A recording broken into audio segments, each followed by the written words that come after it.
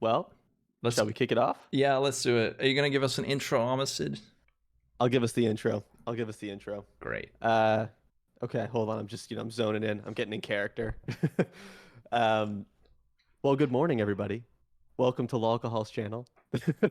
Hey. I'm not Lolcohol, but we are here. We are back with another episode of Insert Funny, Cool, Interesting Podcast Name here. We were talking about doing a poll for the podcast name. Maybe you guys can help us out with that. We were thinking of div card names because Subtractem hates our name, actually. He sends disparaging messages behind the scenes daily talking about it. But yeah, I think we need to come up with a more appropriate name. So maybe you guys can help us out with that. But welcome back, everybody. By the way, I was just kidding. Subtracting doesn't do that. Let's kick it off here. There's a lot to discuss. Here. We've got a nice, juicy list of topics here. I think that, this has been, in recent memory, of the more controversial podcast leagues. I think the most controversial before this has to have been 3.15, right? Expedition. Yeah. But this is pretty. Oh no, this is pretty. Sorry, just my eyes were drawn there for a moment. Chat.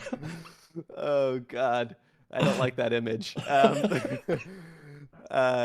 Very, very testy league launch. So I think let's kick it off there. There's a lot sort of that falls under that, right? There's the communication, sort of like the initial week where there was just like, kind of stagnant communication for at least a few days in there, right? Till maybe like Tuesday or Wednesday, as I recall. Bunch of, rapid fire patches that people, I think at the time, didn't feel really addressed the problem. And still, to some degree, I don't know if they, quote, address the problem. But I think we should maybe start there.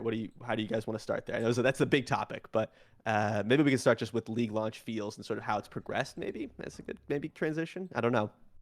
Subtractem, take it away. I need to try disable alerts quickly. The claps? Yeah. I had to do it. I had to do it to you. All right. So yeah, on today's first episode of Edziri's Monthly Milking, talking about the way the league launched. I mean, so here's the thing: is literally not a single human being on the planet thinks that this league launched well. It was just very interesting, right? Yeah. I think, there were definitely what I would call unfair reactions to the state of a video game. As someone who this is my main source of income, even for me, and I was like a rager when I was early 20s. I was minus 50 DKP. Get the hell over there. Get out of my raid right now. You're not prepared. You suck at this game. Get the hell out. Like I was that guy. And I was blown away by the vitriol, to say the least, of the reaction here, right? 100%. We can be very okay, this is not in a good place. I'm not having fun. Constructive criticism. Here's the things that feel bad. Leave it like that and just say this is bad. It's straight up it was a failure. It was an F on launch, right? Yeah. And no one was having fun. Then I think a flurry of patches is a great way to put it. They patched 11 times. I was counting. I was doing the patch videos. Wow. And there were 11 patches in 2.5 weeks or so. And yeah, I mean, it was absolutely crazy. I think my theory, my headcanon for what's happening is GGG is as someone who was in game dev for 20 years. I have no idea how they're working on this many projects.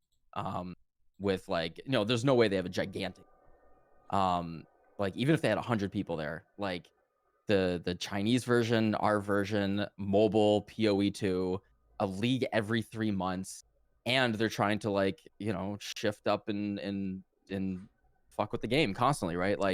The fact that they are doing all that, it's impressive that they're able to do that, but man, I can only imagine the insanity there. Clearly things are they're stretched thin a little bit and things are slipping. It was it was in such a wacky state with the game was just like unfun, unplayable on launch. We're just Mm. like I started in hardcore solo self, Oh no. and that was You're a like martyr. so many surprises with like, I can't wait to like, okay, I'm gonna get to maps. I'm gonna farm up a little harvest. I can't wait for like, oh, the reworked harvest. This is gonna be so cool. And I'm just gonna, I'm gonna target farm, my spell suppression gear, get like nice and tanky. Okay, cool. I got my suffixes. All right, prefixes can't be changed. Let's go. What the? Yeah. Oh my god. Oh Like, no. yeah. I'm already hitting Lolcohol on the soft spot.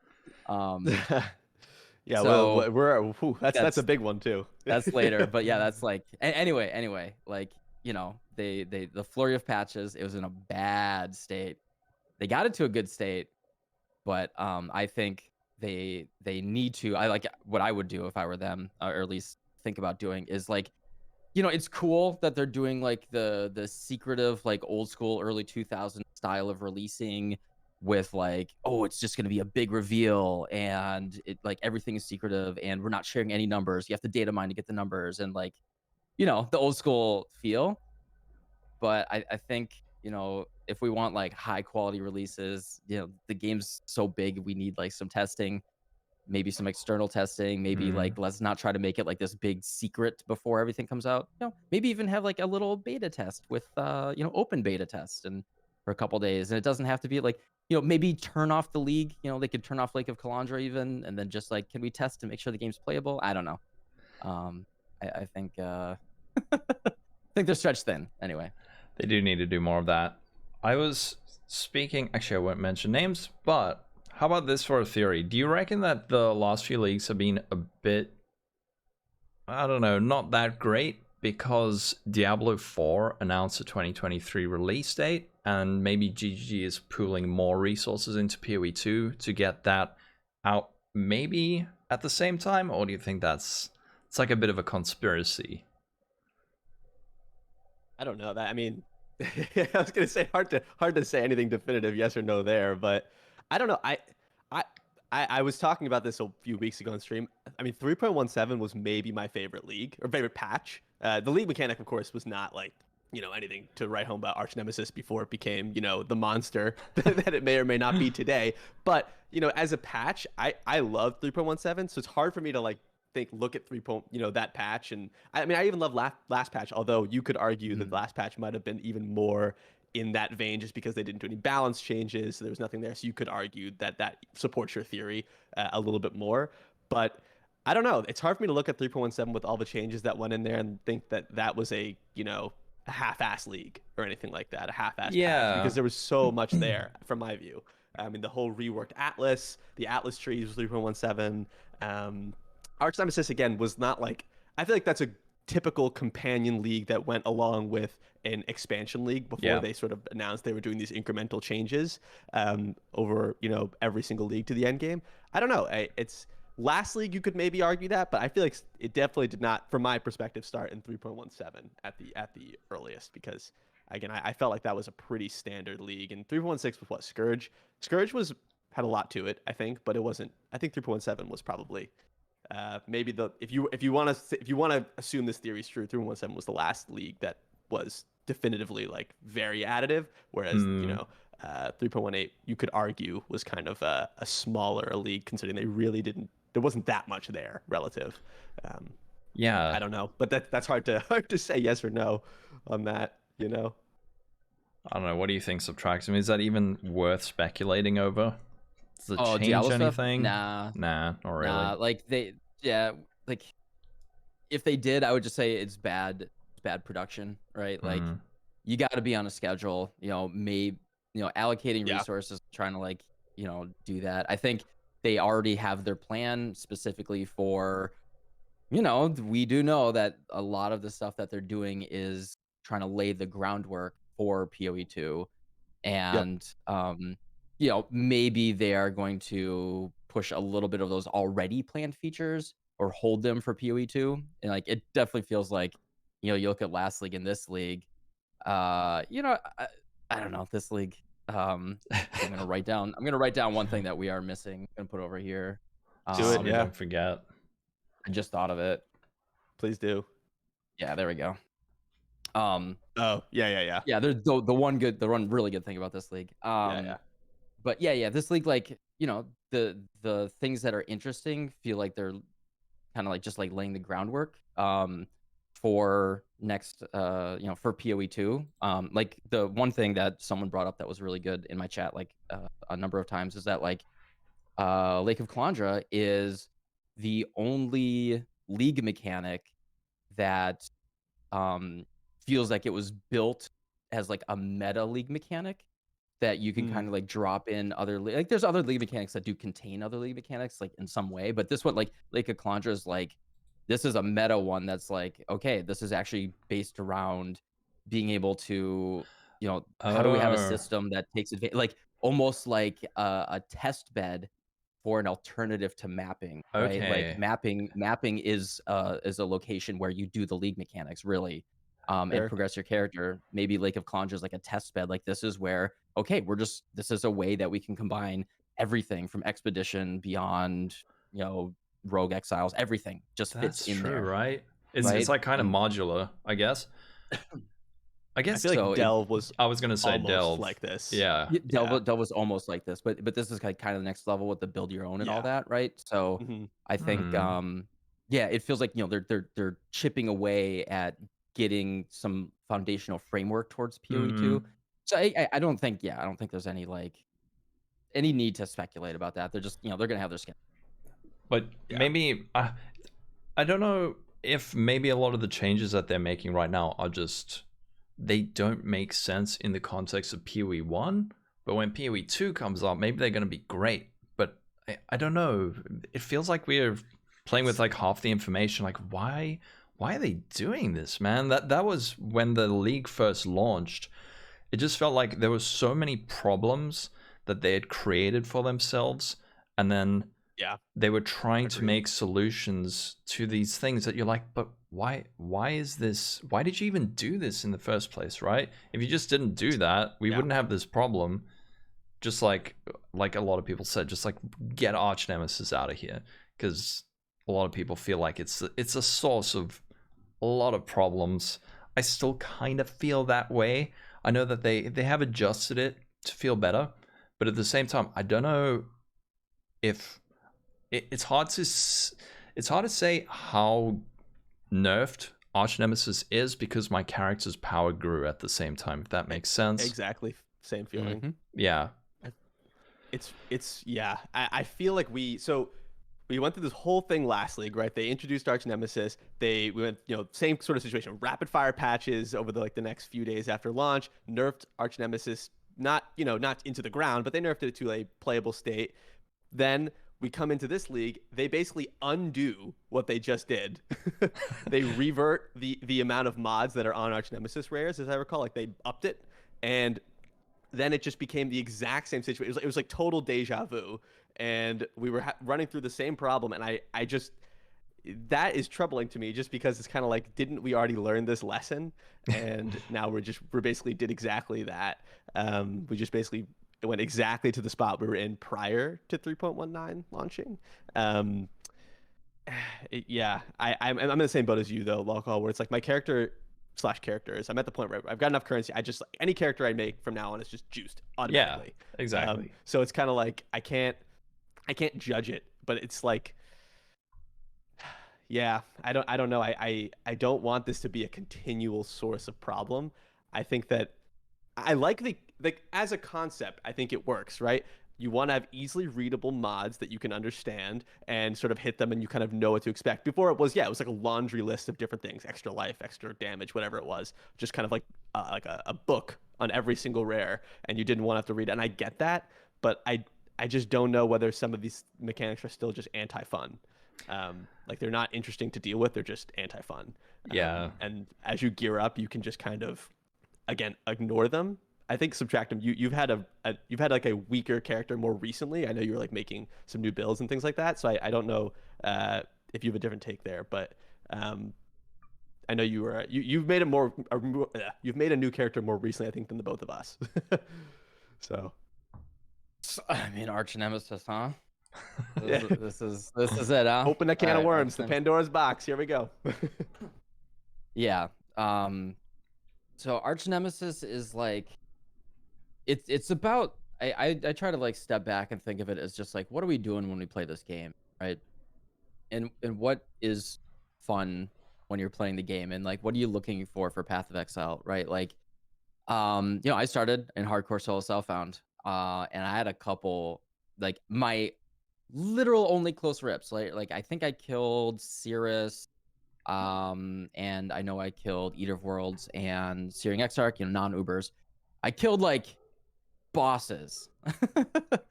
I had no close calls from anything, and this is a hardcore soul self-found character, pretty darn tanky. But like if there's a little bit of like the confluence, and it's all of that's like tuned way down right now, but like there's like a confluence of like just the wrong mods on the wrong monster that has things that are like kind of off screeny or just like aren't super Mhm. super clear, right? Like there's the one that the really scariest in hardcore, like you get like you have these like core memories of pain and like you actually remember how scary that was. I had a super close call where I had less than 100 life, and if I didn't log out I was dead. It was an essence monster that had Hexer, Classic. and then something else that was putting down, and just like the monster itself happened to also summon like vortexes, and it was something about like the scaling that made it do and also I had I'm gonna try to say it the right way, but I hate this pronunciation. Lethe Shade. um I had Lethe Shade, and I know that's the correct pronunciation, but it sounds so stupid. And the Hexer monster had punishment, and so it was this confluence of like I was standing in the cold dot and just taking a little bit of life, but then when I hit 50% life and Lethe Shade turned off, I Mhm. went from taking 100 life a second to taking 1,000 life a second. And yes, I guess my fault for not reading all of the mods, and there's other mods on there too. And like not reading all of them and taking it really really slowly, but it's just like it's like fast, right? Like you go from 100 life a second to 1,000 life a second, and if you don't have, you just say like to prepare for all of them, right? You have to like stack so much defense, and everything has to be exactly perfect, and things will still surprise you, right? Like random, we saw Quinn's Sentinel mob that just like Oh yeah. he was a Doriani's build, right? But like it's still the fact that damage can be like that spiky and that surprising, especially something out of a strong box where like you can't prepare, right? Like it's a Mhm. white rolled strong box. Is this thing gonna Mhm. be scarier than AFKing a Height of Hubris rolled up Pinnacle? Like I just don't think that makes sense from a game design Mm-mm. perspective. Like I really like the idea of a meaningful fight with a meaningful rare that it will give you notable loot. Um, but like the problem is with the way that PoE works is you either one shot the monster, which every softcore character after like 2 or 3 weeks is going to be one shotting the monster at this point now after the nerfs, um, or the monster one shots you, or it's just a damage, right? Like it's going to be like one of those three things, and it's like even when I was like thinking of like when I played, and none of those three options is fun. When I Mm. played Diablo Immortal for like a couple hours, the one thing that did stick out to me was I was thinking about like dodging telegraphed attacks. There was enough time for the telegraphed attacks. Like man, like the Uber bosses, I was fighting them on my mind over. We'll get over to like build diversity, I guess, a little bit later. My mind over matter character. Yeah, Uber Eater. Like if I didn't have my Quicksilver flask up, he just literally kills me. Like I can't outrun his. Like it's too fast. And like it feels like they just want to really ramp everything up to like 11, where like if you want a meaningful fight, and I think maybe a PoE2 reset will do this, but I don't think they're doing that with PoE2. Like if you want that meaningful stuff, the game does just have to, like the whole game has to slow down. It can't just be like, oh, everything's a damage sponge, right? Like and you just watch it for one shots. It's like the game just has to turn into an interesting fights, and that's just not what PoE is. Like everything Mm. in Diablo Immortal, at least like the idea is like, okay, I'm actually like a telegraphed attack. I'm dodging it. I have a full second to react and do my moves. And PoE is just not that type of game, but they're trying to put in monsters that make you play that way. And it feels like a clash of design. Like I like the idea of meaningful fights, but I don't know if it can fit in mapping and PoE. Like it feels really weird. Yeah, that makes I think you sense. pretty much summed it up. Yeah, it's like the game is it is just, it's so fast and so explosive, and that's what a lot of players want. And a lot of these mechanics rely on time, right? That's kind of what you're saying. That makes sense. Like, what's like the frost circly? What are actually some mechanics that Archnemesis mechanics that you felt like you've had to play around, right? The only one I can think of is like the little frosty wall, or Mana Siphoner, maybe. yeah, Mana Siphon. I Don't What do stand you in the mean when you donut. say Yeah. play around? Because you could argue like the toxic balls. Are you playing around that when you're dodging them? I What guess do you mean so. exactly? Yeah. I'm trying to think. Like, Just go CI. The molten explosion, I guess. Yeah, Yeah. I'm trying to think. Just, Like, there are too many. there are orbs. too many. I'll say Yeah. that. There's too many things mods. following me. Magma Berry is still too frustrating. It's just like rapid fire. It's like nonstop barrage of magma orbs, and I'm just like, can we take a breath for a second here? I can't like stop to attack because there's so many coming at you. It's not the as lightning bad now, but yeah. No. Agreed. And thank God they changed the fucking lightning striders. Those guys to not spawn on you. hate That was those. the most frustrating. I died more to that mechanic than I think I've died to anything else in my entire PoE career. Yep. Just because I'm spamming Spark, I'm standing in place spamming Spark. I can't see that a lightning guy spawns on me when all of my things look just like that. I spam an Orb of Storms. You can't see anything. It's just like, what? Like, come on, you know? Yeah. The change to that was literally like I was like crying tears of joy when I read those patch notes that they finally changed that, because I was just like, who did this to me? You know what I mean? Like, why? Yeah. I feel like there's too many ideas that are too similar, and it feels like they are too worried about removing things that they put time and work into. I don't know. A lot of this is going to be speculation on my part, but it reminds me of like writing a song. If you are kind of, how do I phrase this? If you're less experienced as a musician or a songwriter, you're gonna try a whole lot of different ideas and like be really attached to them and try and put them all into the song. But when you get better, you're much better at just like cutting stuff out, like, and getting to the core of what's good about the song or whatever, and just get rid of the crap. Even if you spent 2 hours on it, get it out. It doesn't work, it's fine. And I feel like, why are there like 7 lightning modifiers? Is there any reason for that, or is there kind of like a sunk cost fallacy? What's the word? Like a time, they feel like we put time into this, it needs to be in the game because we put time into it, not because it's actually good. I don't know. Talking about periods, it's hard right now. I must be honest, if you can't tell. I think that, I think the question that I hope they ask themselves this every single time they do anything, but it's like, is this fun? And I always used to have this discussion with my friends when we were talking about, we play a lot of Escape from Tarkov on a lot of new seasons, and so many of the changes they make are just anti-fun. I'm like, why does this need, it's like realism, side conversation. But point is that essentially, like, I don't know if they ask themselves that enough with Archnemesis mods. Like, is it fun to deal with this? Like, I think part of that comes with the risk reward scenario, which they've somewhat flipped, but that's a conversation we'll get into. I know we're spending a lot of time on this, but it's a big subject. But there's like sort of the risk reward scenario of like these god touch mobs. You know, is it rewarding enough to spend the amount of time, especially early when you're not like, you know, nuking these things down instantly with 25 headhunter buffs on you and all that?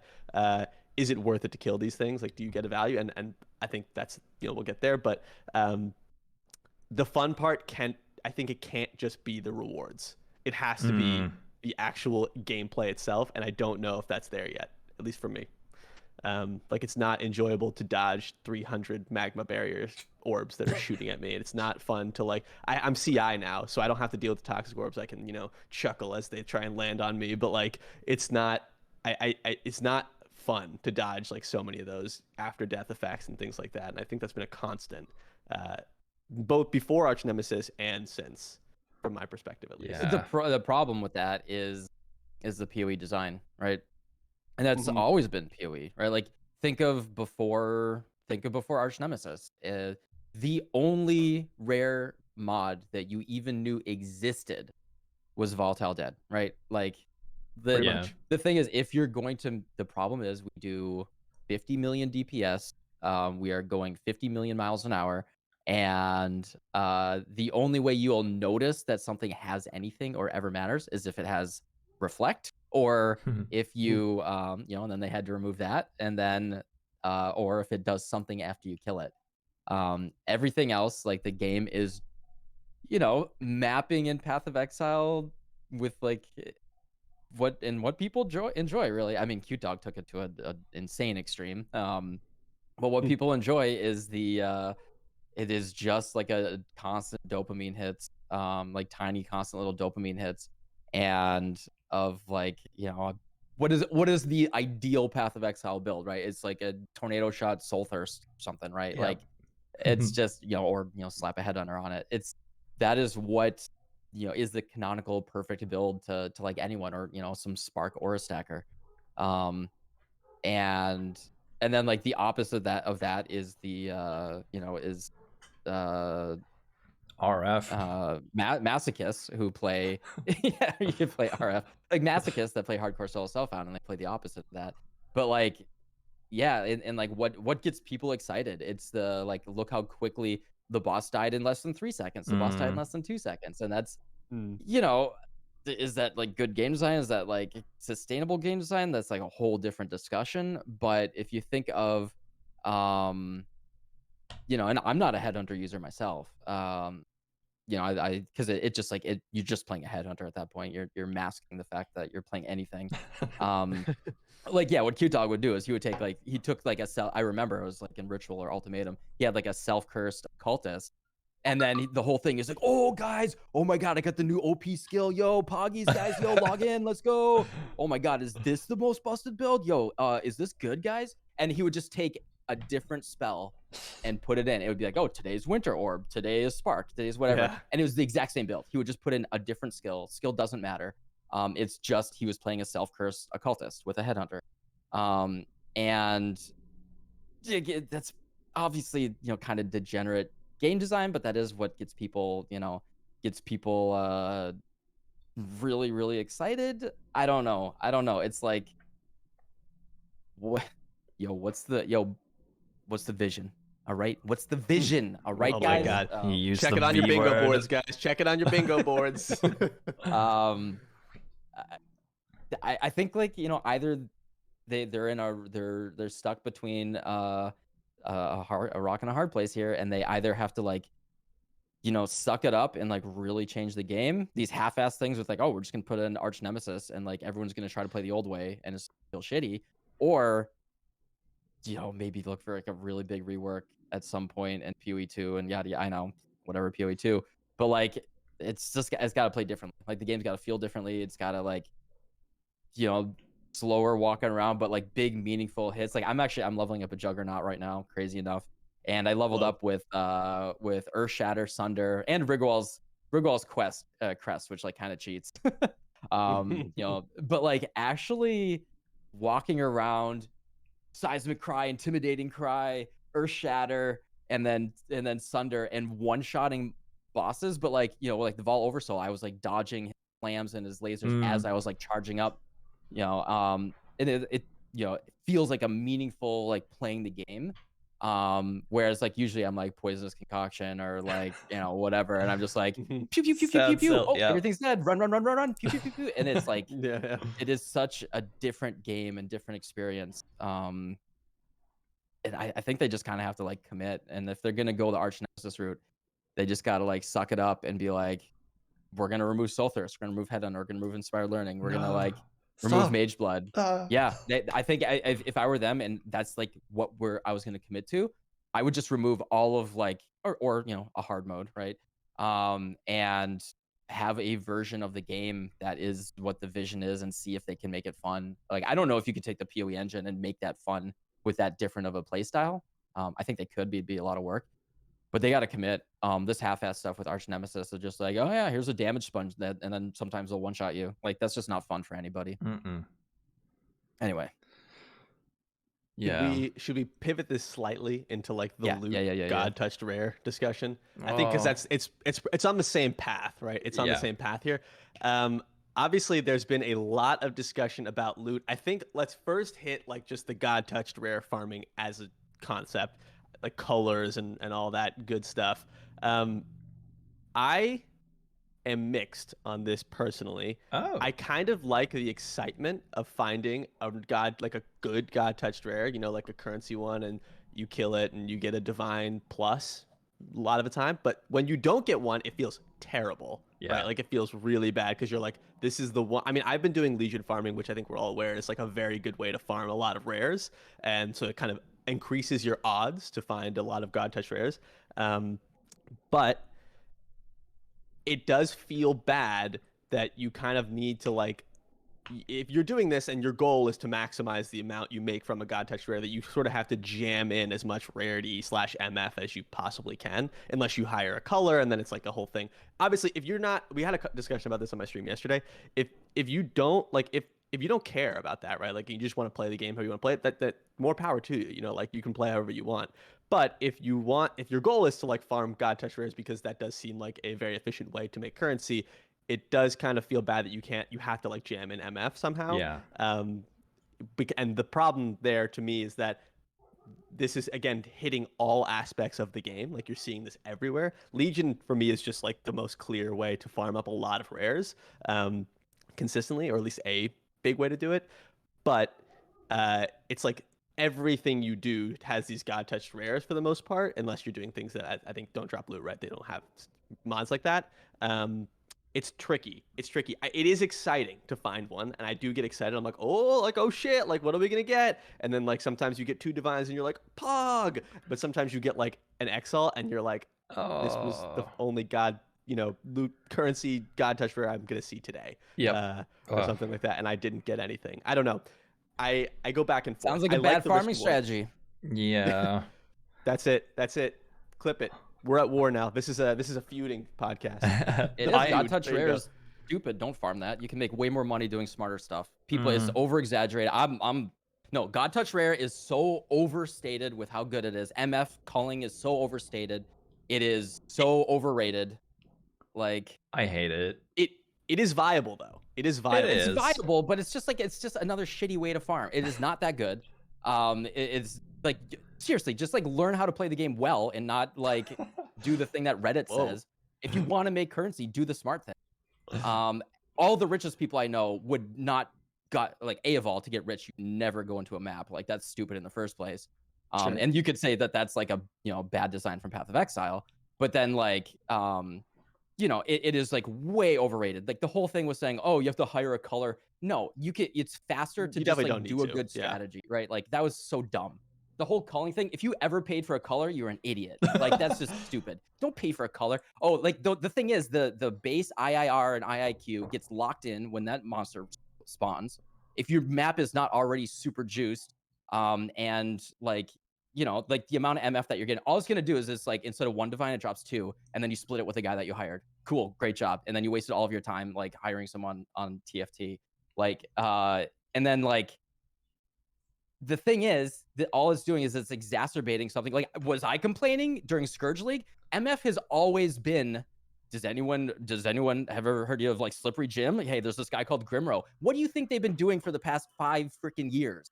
Like, this is just the core of what the juicers do, and they've always done this. And it is no better or nor worse than it's ever been. Like, Scourge League was way worse for MF builds. Like, or sorry, way stronger for MF builds, way worse for like the average person if you just wanted to elk and go. Sure. Like, the game right now is so much better after the patches. Like, pre-patch, the game sucked. Like, we established that. But after the patches, like, just elk and go is so much better. The whole MF thing is so overrated. Now, I'm not saying that the God touch thing is good. I'm not like making an argument for God touch stuff. Like I that's a whole different discussion, but it's just another strategy that happens to be in the game right now. It is viable, Mm. but I don't know a single person who is on like the upper echelons that I know that is very rich in this game right now. That even they would just be like, you're wasting your time farming God's Touch. Like the one of like the top 3 richest people I know, he just buys lakes, runs them, and he makes mirrors every week. Like Mm. there's so many, or just craft for profit. That like it's just the thing that's in the game. It's like, okay, like maybe 1 in a million will be dropping like 70 divines if you really get super lucky. But like all those screenshots are like cropped screenshots that you don't see the fact that they're in a full MF group, and they're culling with like southbound groups, southbound gloves and everything, and they're already doing like the MP group stuff. Yeah, it's like the whole God Touch thing it's a new strategy that's in the game. It may go away after this patch. Who cares? You can make more money. Honestly, you just will make more money either buying and running lakes. You can just buy and run Apex of Atzawaddle, or you can just delve and for the ultimatum fragments. You're just gonna make more money doing that, right? Or you can do seriously, Elk and Go with Betrayal, do Wandering Path, sell Ashlings / Incursion Temples. You'll easily be making 10 to 15 divines an hour, and it's just like better than God Touch farming. Like it's so silly that people think it's that big of a deal. It's just like, oh, I'm gonna go on Reddit and complain. Look at me. Okay, so you feel like there's actually possibly even more we can do this league than in previous leagues, but people are hyper focused on stuff like MF. Because I do feel bad about that. I did try like a little bit of MF, not like proper MF, but I kind of adjusted my BV build so it had like, I don't know, 400 MF or something just to test it, and it felt really bad because I wasn't.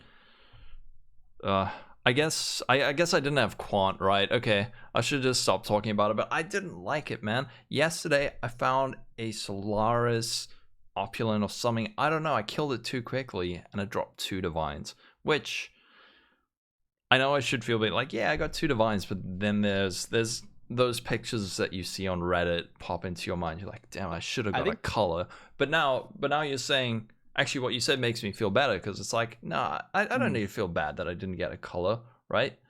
It's I have to imagine it's like this weird FOMO thing. Yes, almost, it is. It's like all FOMO. It's just FOMO. Yeah, exactly. Like oh shit, I should have got it. I could have got 10 divines. Yeah, it's this weird thing where it's like the high end has been stretched so high with like these single mobs that I think people are just looking at it and being like, well, I could have gotten 40 divines. What the hell? This is the thing. It's no different than it ever was, right? Like, and the weird thing is, right? Like, and I'm not putting a judgment on here. I'm only putting a judgment on people's reactions, right? Like, like what MP's group used to do, right? Before it got removed from the game, is doing their MF stuff. And the thing is, like, the same people that were doing that with their big MF groups, now they happen to hit the God Touch rares. They were still making, tens of divines worth of stuff per map.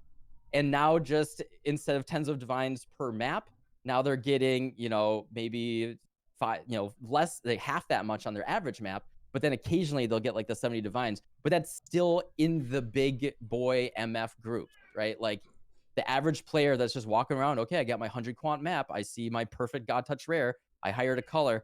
Maybe you'll drop like 5 divines. And it's like, you will, if you're not in the big MF group with like already the perfect MF, when that mob spawns, if you're not running 250 quant maps minimum, you're not getting 70 divines, period. Yeah, you're not in that, echelon. You never were in that echelon. You are just an average poor player mapping around.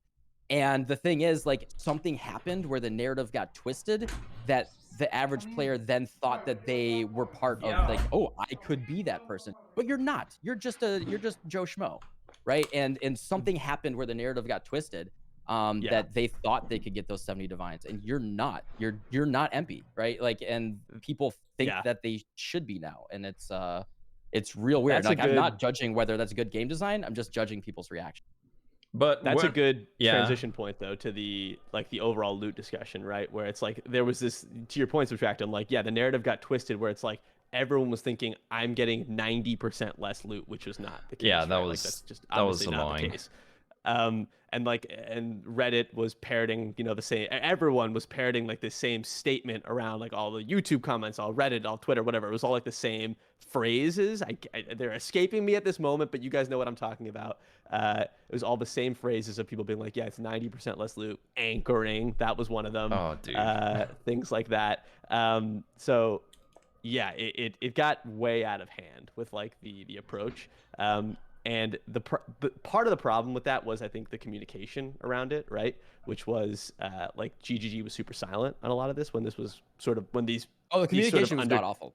Yeah, GGG fucked up. Yeah. Yeah, like when all these things were going on and all this controversy was brewing and like it was kind of starting to occur and these phrases were appearing, GGG just didn't say anything, which made everyone be like, the fuck, like what the hell's going on here? So but let's maybe hit that a little bit.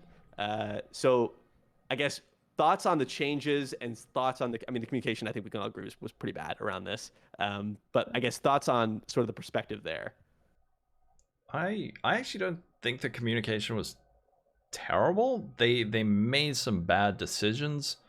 And okay, look, the communication was terrible in terms of the historic change to loot, right? Which kind of I kind of want to say one more thing about the MF thing, right? But MP and their group, they were getting like way less loot, right? Do you feel like if they had just stuck with it and kept going, that they would have been seeing the same returns that they did previously? Or do you reckon that should never have been in the game and it's fine that the strat that MP's group was doing is not as viable anymore?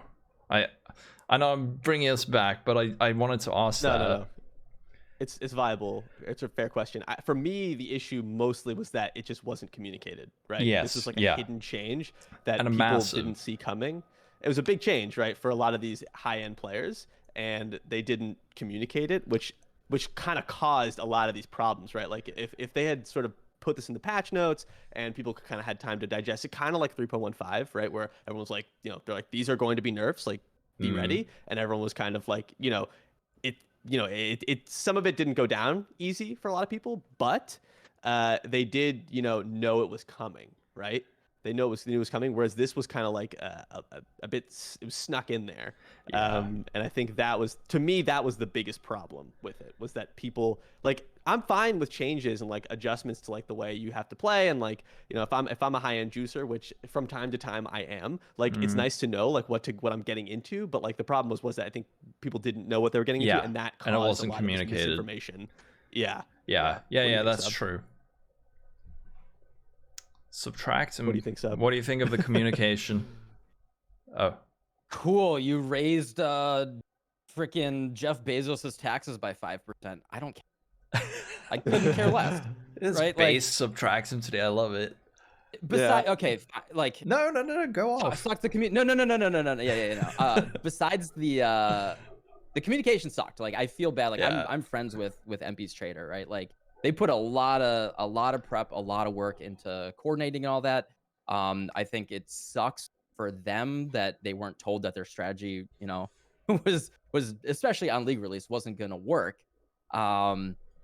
However, that the strategy that's been the best way to make the most money in PoE for the first couple weeks forever, or at least since they started doing it for a long time. And I think what makes Path of Exile interesting is the fact that GGG is willing. Like I'm willing to accept a bad patch because we would never have had the fun that we've had if they weren't risk takers, right? Like they could just do the regular thing. Hey guys, we're adding greater risk this patch. If you got sick of farming Greater Rift 200, well now Greater Rift 1 will be like greater rifts, but they're just even greater. Like, they could just do really boring, shitty game design, but instead they're willing to take risks. Now, communication was bad, stretched thin, they missed things. This one sucked. But I would rather a company that is willing to take these big risks, like dramatically rework the way that I would rather the game is different, right? Like this is, here's the thing that people aren't talking about. If they just gave you Ritual and Ultimatum over and over again, like, you're you can only get so hard, right? Like eventually you need a little bit of a refractory period there, and you gotta let everything kind of settle down. Drink some OJ. And like, yeah, if you're like you're just, if you're, if it lasts more than 4 hours, go to see a doctor. The thing is, like, if you like, we actually look closely at the numbers and the retention numbers of especially Ritual going into Ultimatum, percentage wise especially, it was dropping as they continued just like giving you like more and more power.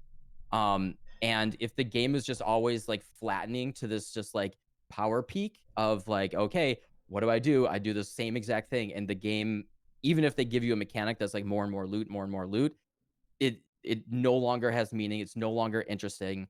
It just becomes very flat, and then you're gonna be like, oh, Path of Exile. It turns into like Diablo 3, right? Yeah. Where, okay, I gave myself my refractory period of not playing for a couple leagues, and now my dopamine reset a little bit, and okay, I can go back and I know exactly what I'm going to do. On league start, I'm going to take 3 days off of work, and I'm going to rush maps. I'm going to sell T16 maps and level 86 bases, and then I'm going to buy my headhunter, and then I'm going to farm Dune's Legion for a week, and then I'm going to buy a Mage Blood, and then I'm going to do an aura stacking Mage Blood, and I'm going to do Wave 3 Simulacrum, and then I'm at board after 2 weeks, right?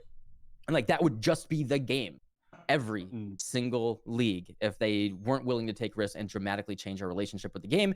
And so like, yeah, I'm willing for them to like say, hey, guess what? MF group play, all that type of stuff's just gone. It's just gone. It's a whole new game. Like, oh, guess what? We're removing all spells from and now you can only use melee skills, right? And I don't know, who knows? Like, do the big risky crazy stuff. Because like, especially once they refine it and you look what they do, as a lot of these leagues, like you look at the mechanic in the league wasn't very good, but then when it goes core and they refine it a little bit and we kind of settle in, then it turns into good stuff because they're willing to take these big risks. And so yeah, I would rather them dramatically change things. They just got to communicate. Yeah, I agree. Like I said, changes is fine. It's just I don't like the hidden changes is the problem. And again, this doesn't affect me on a day-to-day basis as much as it was perceived, right? But on the same note, it's just I don't like the precedent it sets where we're not getting told about a lot of these things, which I think which leads to these situations. I think I agree with you, Subtractem 100%. Yeah, it's just the communication to me that was the big problem. Yeah, but look, they did respond to things that people said. They didn't like go completely dark, so credit to them for that. I mean, overall, look, I've felt more negative about this league than any other league. I think a lot of us have. But despite my sadness and annoyance, I still think PoE is by far the best ARPG we have, like by a mile. There's nothing comes close. And GGG, yeah, you've given me some different perspectives, Subtractem. Like saying that them taking risks is actually, even if they don't pay off, is a good thing. You're right about that. You are right. Like they made some big mistakes this time, but it is a hell of a lot better than Greater Rift 2. Like we added 4 new torment difficulties. That sucks even more, right? But we'll see what happens. What were you about to touch on there, Armisid? Was I about to touch on something? I felt like you were about to segue into something very, very, very, very important, very impactful. Yeah. I don't think so. Well, I don't think so. I can do a nice check this segue, right? So whoa, holy shit, he's on one. All right, get ready. So in terms of communication, right? The Divine Exalt change. This is something I want people's opinions about. And again, it's going to be speculation, but we were told that Divine and Exalts were being swapped because, I forget the exact wording, but Exalts had lost their identity because now they were used for the crafting bench. They weren't used for exalting items, right? Adding mods to rare items.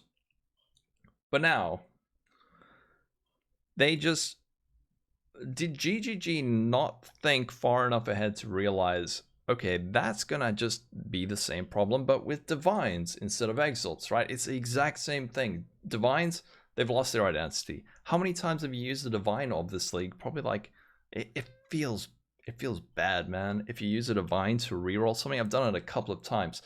So in terms of communication, right? This is my question. Did they make that change knowing that divines were going to be more scarce, harder to come by, there's fewer sources of it, we've spoken about this before, there's no shards and fewer cards, and as a result crafting is going to feel more expensive, right? Did they do that deliberately to make crafting feel more expensive, but then just tell us something different? Or did they tell us what they actually thought, which was, we want to give Exalt's identity back, but they didn't think far enough ahead to realize it was going to have a massive impact on crafting? I don't know. What do you think? Does that make sense? That makes sense. That makes sense? Like, Subtractem, you want to kick it off? It's kind of like... They know what they're doing. They're not... Okay. All right. But then why didn't they say that? Why didn't they say that? We want crafting to be more expensive. So the thing is that it's classic GGG thing. And if we look at this at the long term, I think is that they triple nerf is the problem, right? It's and by triple nerf I mean they switched it to a currency that doesn't have shards. Now Harbinger is literally the worst content freaking game. And like the way that they can fix Harbinger is make it drop more annulment. This is an idea my friend had. More annulment and ancient shards. Maybe add divine shards, and then make ancients and annuls only come from Harbies. So it actually has like that's the only place you can get it instead of just random shit that drops all the time. There's no card sources, and the one that sticks in my craw is like all they had to do was leave. They could even make it not more likely. They could have just left in a regular divine for rare items in Harvest, right? If they just did that, so like uniques. Like I think one of the coolest things that happened is that uniques now have extra value. Yeah. A well-rolled unique that anyone ever wants to buy, if it's very well rolled, minimum price of it is like 100 to 200 chaos, right? Because it's like, it would cost a divine to make this like a good item. And like that's really cool. I think it like giving value to like that is really cool. All they had to do was leave in a baby divine, like not even a lucky divine, just a regular divine in Harvest. So you could roll up at least your rares. And then they could tweak the price based on two people doing it way too much to perfectly divine their items. And then I think it would feel very, very nice. And then just give a little bit more sources of divines. Maybe not div cards. I think div cards are just so overloaded. Maybe they could add one more div card besides Sephiroth. But like, maybe just like shards and Harvest or something, or and Harby, and just something like that, just to give it a little bit more supply, and then give you some other source of divining. That's like the other source of divining and Harvest. And I think that'd be okay. Yeah, I agree. I think that in the div card point, I think what they could do is swap some of the Exile cards over to div cards and avoid adding more cards. I don't know how the process there. I think know Brother Stash would be a nice one to change. Yeah, exactly. Yeah, for sure. I think, I think you more or less summed it up here, but I do like the fact, so on the positive end, I do, to your point, Subtractem, I like the fact that you find like a well-rolled unique and it's actually valuable, and like there's like a huge, like for example, yesterday I found a pair of gold rims for that were perfectly rolled quant, and I sold them for 50C, and like that's cool, like that you can find like a 20% quant gold rim, gold worm, I don't know. Yeah. Gold worm, fuck. Yeah. Okay, sorry. And you sold at 50C, like that's cool to me that like I can find like a well-rolled item and it has value. I also have had a lot of fun just like slamming the shit out of my items with Exalt. That's been really fun.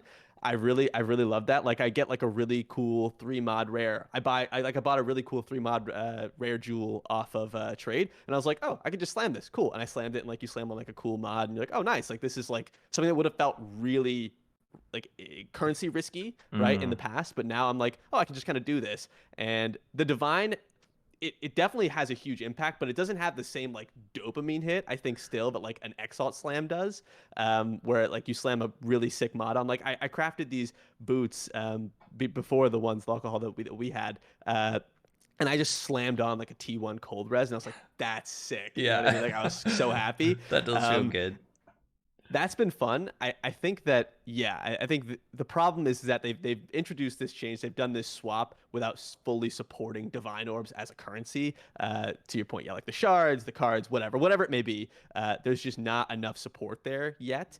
And this is going to sound dumb potentially, but I'm going to say it anyway. And you guys can feel free to call me a moron. I'll take that. I think it would be nice if divine orbs were moved to the center of the currency tab, because we have this association with like exalted orbs in the center of the currency tab, and divine orbs would feel better in the center. I really think this would have an intangible impact. That's obviously a very neither here nor there change, but I like them in the center because we've always had this association with the best currencies in the center of the tab, and when they're off to the side, you're kind of like, they still don't Yeah, it it still does doesn't feel feel a like bit as weird. good as an exalted orb. I don't know. That's a small thing. And some obviously. All right, updated art. moron. After that take, Yeah, no, he's I done. think He's done. I think the visual design of Divine for me is not as compelling.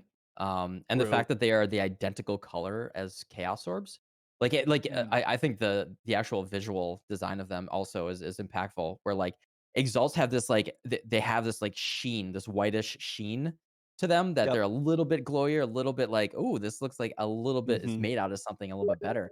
And Divines are just the exact same color as Chaos. And they're just like, yeah, it just doesn't have that oomph of like the visual feel either. And I almost wonder if they just like changed the color palette between Exalts and Divines as well, and maybe just touched up the. they're just like they're like 32 by 32 PNGs that they could Yeah. Yeah. maybe can we just double the resolution on those currencies and maybe touch them up a little, run them through some AI, Give touch it them a up a little smiley bit. face. Turn the Yeah. frown Yeah. upside down. It makes it look so much Oh my better. god, a smiling Divine? There we go. That might be Problem too solved. much. Might be too much. Too much of a buff. Yeah.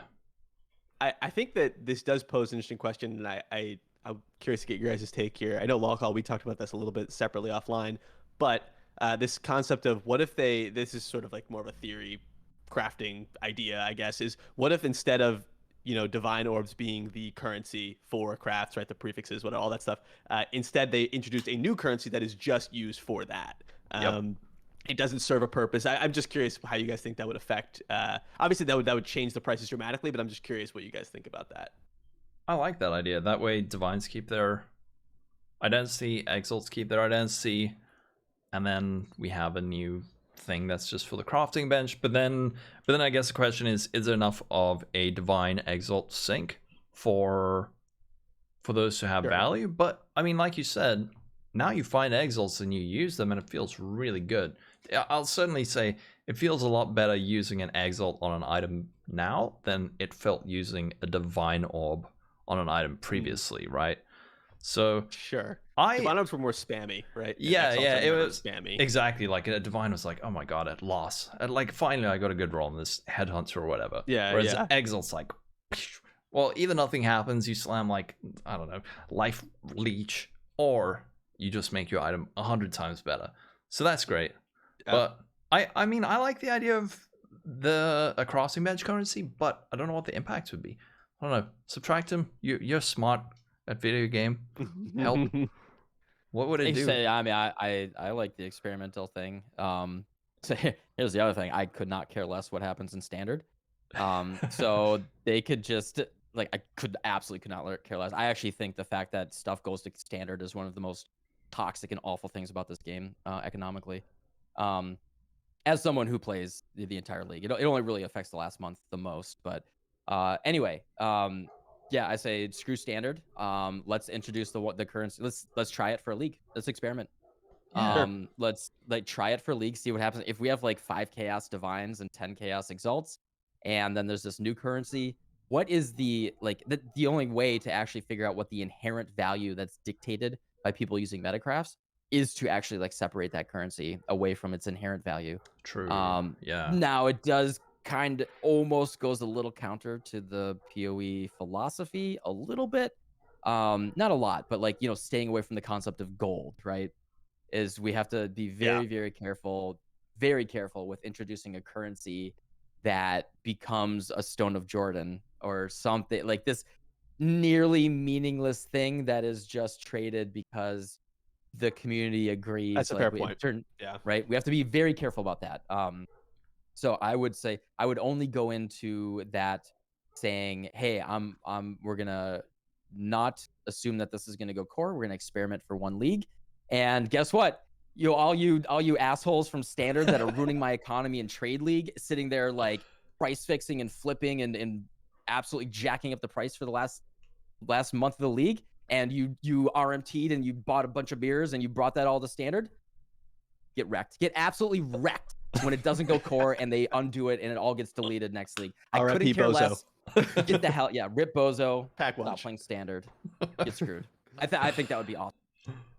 Experiment. The only way that they're actually going to understand that inherent value is going to be doing a test To do it. Yeah. So, yeah, do it. I agree. Interesting test point. I think it'd be cool to see just how that would play out. Yeah, that's a really good point that I didn't think too much about. Is like the goal concept is we don't want like something that doesn't serve a purpose and it's just used for this one thing. Maybe you could assign like a quote less meaningful purpose to it. Like it does something that's already doable through something else, but it's less. I don't know. It's a little bit lesser. It doesn't do it as well or something like that. I'm just theorizing here. I don't have like a fleshed out concept, but just to give it some kind of additional use that is not just for crafting, that kind of makes it so I don't know, it'll play into the value a little bit. I'm just talking right now. Ideas are flowing. I don't have a backup for that. Maybe make it like change the base type of an item or something, just something on top of it. Oh, that would be really good, I think. It'd probably be too strong. Yeah, that'd be really good. But I mean, then people are just gonna be. It would be really risky because it's a lot of bases, right? True. But that's true. There's a lot of it. It's like a divine. That's like a very much a divine equivalent, right? You're just like spam rolling until you hit the thing you want theoretically. Yeah. But if you're using it's an interesting idea though. Yeah, if you're using it to like metacraft, it's gonna be super expensive. So probably won't use I think it. that Fracture would really... synth bases get interesting again. Yeah. That's true. That's true. I like that idea. It feels kind of bad with fractures right now, where they drop right. And last league, right, every fracture felt really meaningful, right? Because you could recombinate them into something and move things over and all that. It's with the abundance of fractures, I kind of get that to some degree, right? Like we're dropping so many more fractures that if every single fracture base was useful, it might be too much. But it does feel bad when you get like a really sick mod on a very bad base. Cloth belt. T1 spell suppression on exactly. Shagreen gloves. Yeah. On a sort of related and kind of tangential note, fractured flasks, sick change. Love that. That was cool. That was really cool. Yeah. I think that's really nice. And I'm glad. And that was kind of a nice thing to add mid patch, right? Like that was what to Subtractem as the patch count master. What patch was that? It was at least like 5 to 7 in. Yeah. It's cool. I thought that was a really nice change to add in the middle as like you drop a bunch of flasks and they actually feel impactful, because I hid 85 flasks. Any flask that doesn't have a fracture is hidden on my filter. I just too many flasks. That's number one reason with that's the first thing I turn off on the default never sync. Mm-hmm. Like seeing flasks when you're doing T16 juice mapping is so silly. Mm-hmm. It's just the problem is it's so big on your screen too, and you can't see anything under the mountain of flasks. Yeah. So I was just like, get this out of my screen. So I think let's maybe do a slight pivot. Now I'm going to pass this to Lolcohol first, as as the crafter amongst us. Harvest crafting changes. I think there's a lot to break down there. I think that this sort of touches in a little bit into the communication again. We don't want to harp too much on it because I think we've already to some degree talked about it, but this was pitched as filler crafts and Subtractem. I know you sort of called it. You were the Nostradamus of this change, calling this early, that this was going to be potentially questionable. Harvest is not dead, but they did remove some of the very impactful crafts, and they reworked some of the old ones. So Lolcohol, you want to kick us off there? Yeah, I think I love that we have the crafting bench in the hideout. That's really cool. Just don't start gambling doctors. It's way too easy to do that now. You can just like buy some yellow juice, just like quickly see if I get 2. Don't do that. But it's great that it's in the hideout. I love that. And like later into the league, it feels really good that you can just buy a bunch of juice and use it and spam it. I don't like how little of the life force drops in early maps especially, and also Einhar memories. that Memories. that is like, for anyone who's run a harvest memory, that's kind of how I envisioned fully investing into harvest looking like, but it's not like that, not even close. But then the removal of like reforge keep suffixes and prefixes, it's so rude. Why did they do that? Like, there's no reason to do that. It's Impolite, sir. It's so stupid. Make it, I don't care if you make it cost like 10,000 purples or whatever, but it like cuts off so much high-end crafting, like the kind of crafting I do. Worst case scenario, I break something that was like 50 divines. If you're doing some mirror tier stuff and you fill your prefixes or suffixes, it's like devastating. You're now thrown into a 50-50 of losing like mirrors worth of crafting. So that sucks. Also, give us our divines back. And also, what else did they get rid of? There was something else They changed like the Og crafts. Much more likely. Yeah, much more likely. Org influence is gone. Another super subtle thing that they did, which people only seem to notice like 2 weeks in, is that you can now only reforge a rare item, whereas they previously made it. Well, they were previously magic, reforge magic, or reforge rare. Now it's just reforge rare, which is really obnoxious, because if you like alt spamming for a certain modifier, then you want to like lock prefixes, reforge X, whatever, you could do that. Now you have to regal it first, and you can hit some crap when you regal it. So that's gross. I don't like that. But in terms of like accessibility, I think it's great. I love it. But give us the stuff. Give us the stuff back, man. Like how is that ruining the fun? I don't know. Yeah. It's just Subtract rude. him. Yeah, go subtract him. Be careful what you wish for. No. Be careful what you wish for. You think you do, but you don't. Yeah.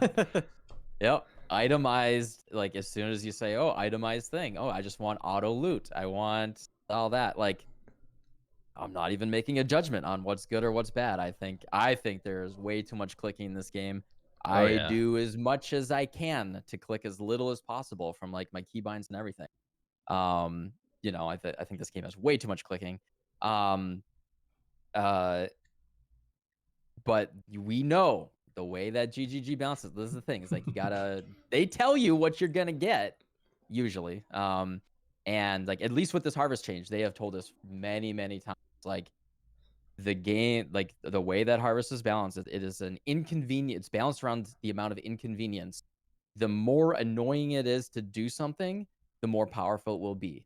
And that is the way that GGG balances things. Anything that's gonna get like, and we can see their threshold here. Oh, you want more convenient?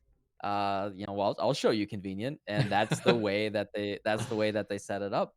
Man, like, yeah, when I think last time we talked, and everyone was like, we're like, oh man, they're gonna make harvest itemized. Oh my god, rip TFT. No one's got to go for that anymore. That like Reddit was just like, oh my god, everyone was just like straight up, you know, Peepo DJ, this is the best thing. I love Chris Wilson. He's my favorite game developer of all time. TFT, get fucked, Varga.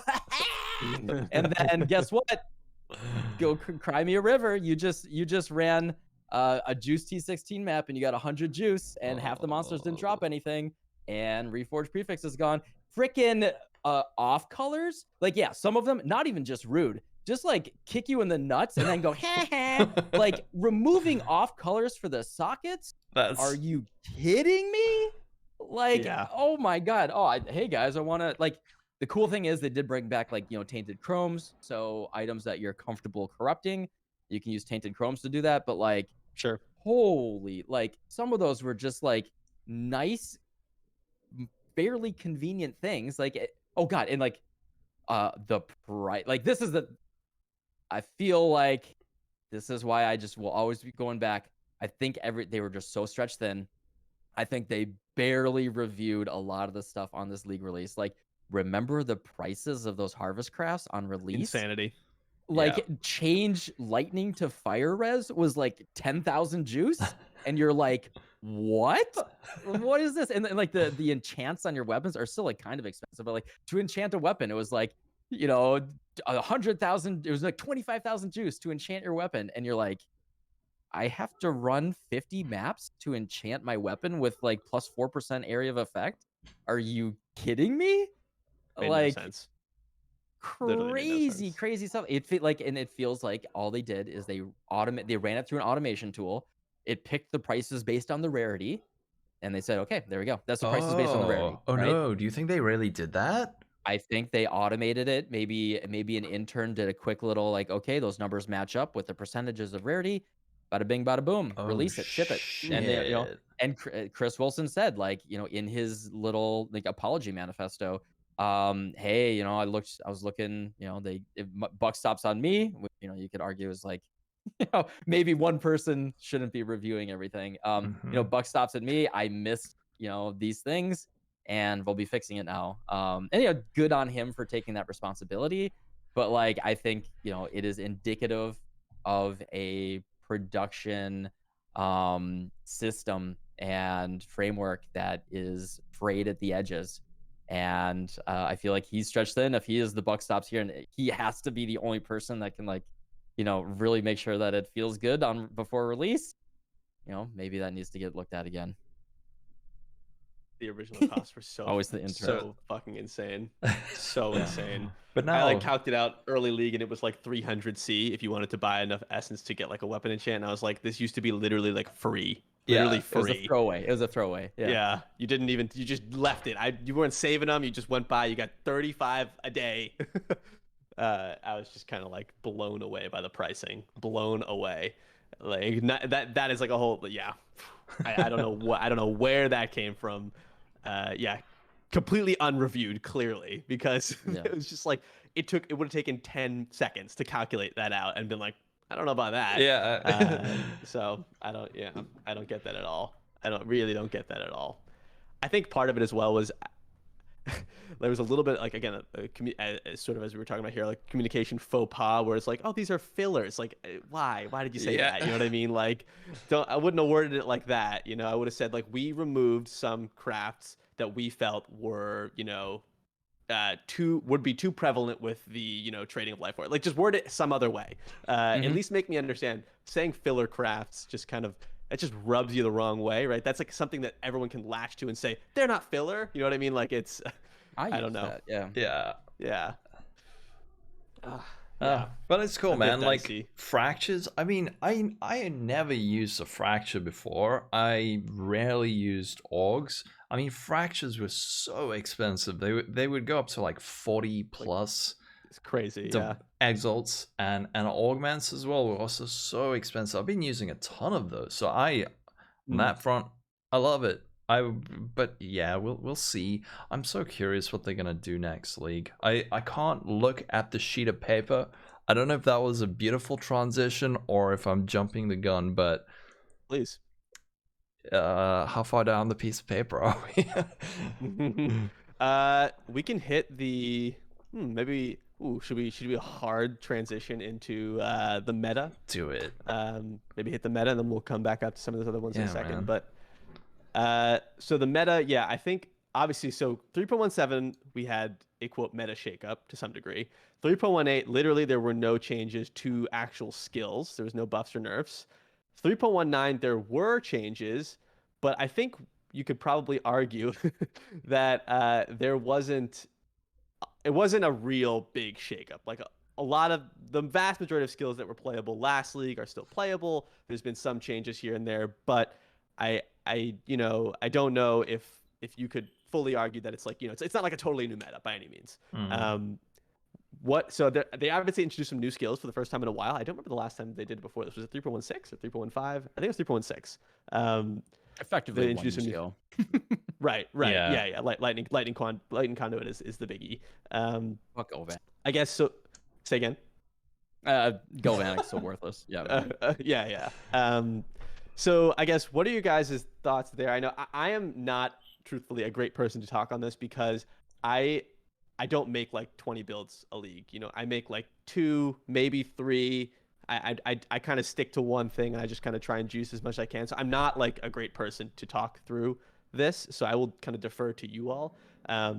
But What are your guys' thoughts there? Like, I know, like someone like Mathel, like, geez, that guy's a champion. Like, coming up with 300 new builds a league, no matter what. But what are your guys' thoughts there, generally speaking?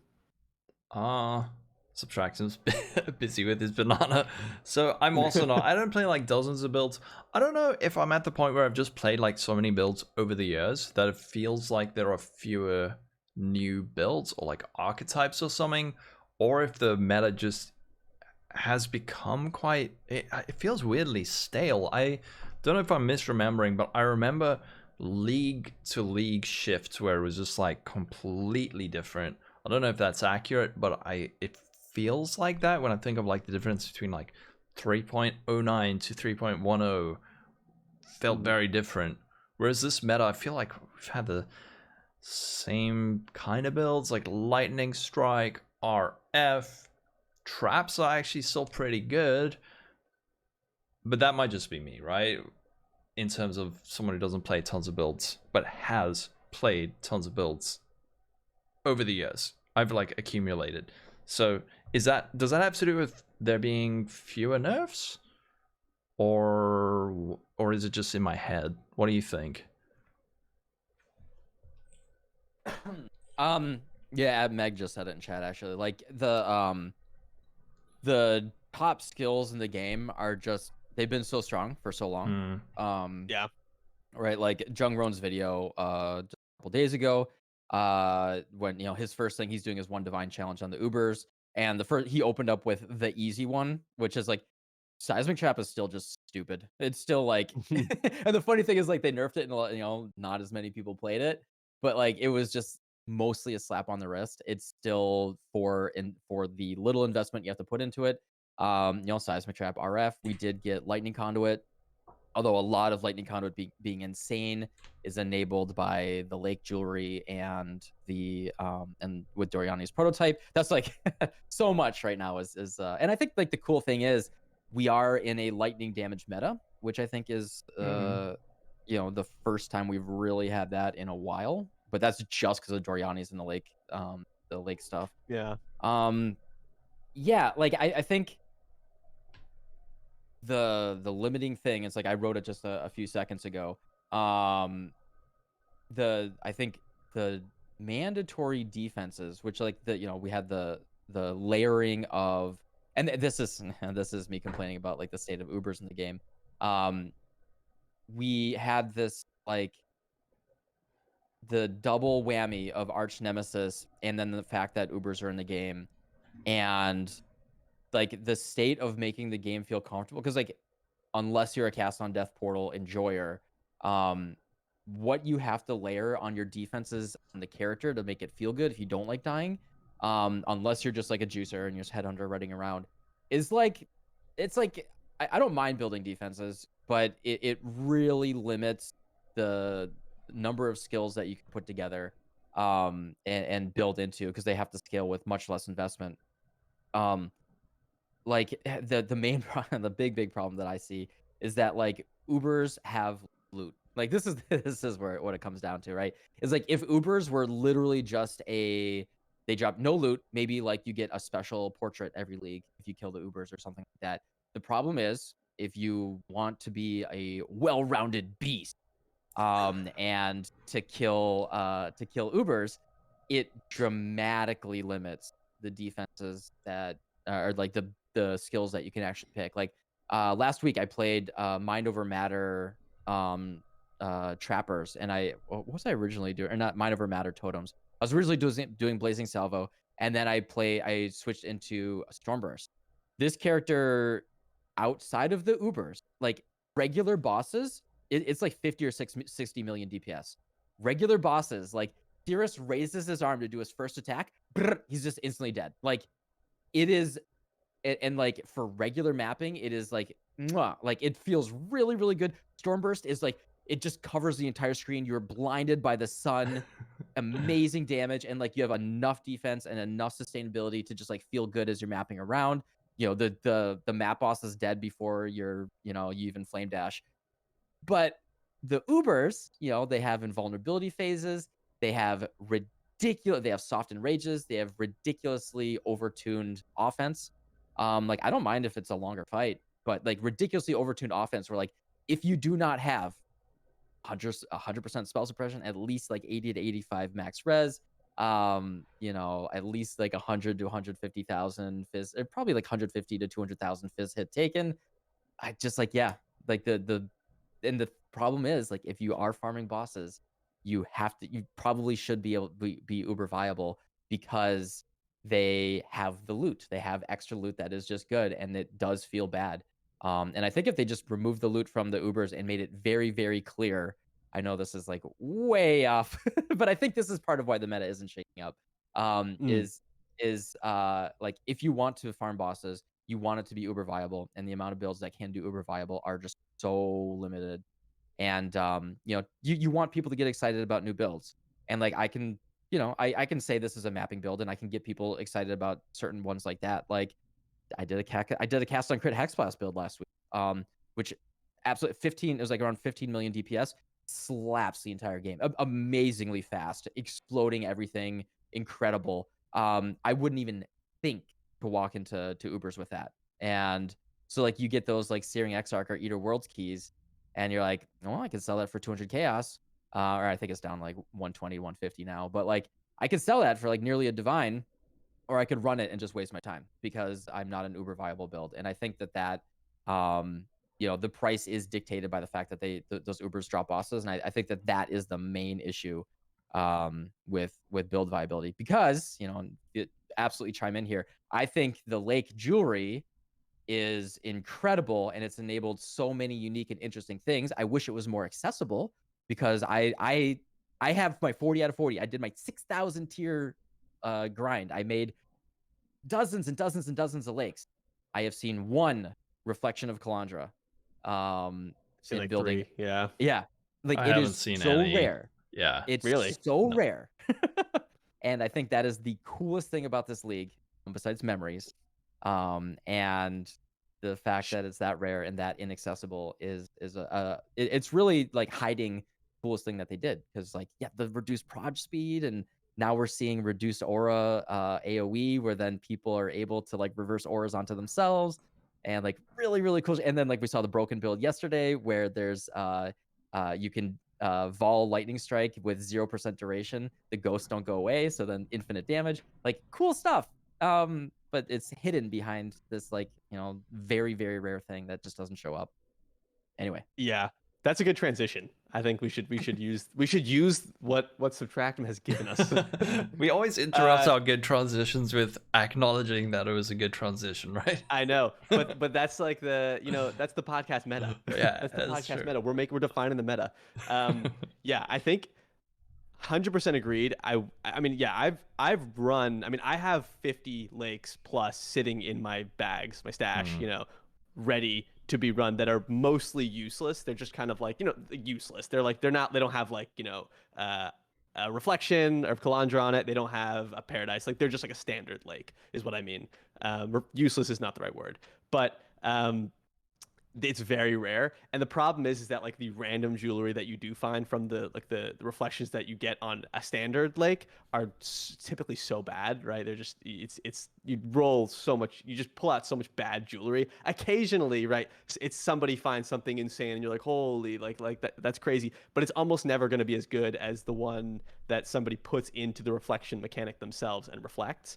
And those are so uncommon. And there's another piece to that, right? Is that even if you find one, getting it to a higher difficulty is also a challenge, to where like the scale that doesn't totally, like you can get like a difficulty 10, that's still good, right? Like that still has a lot of value, but it scales out when it gets to higher. So it's like because it's so hard to get both the reflection of a Kalandra and get it at a high difficulty, you end up in a situation where these reflections of Kalandras are sung for like at like tier 16 or difficulty 16 are like 30 divines, because it's like a stars align scenario. Yeah.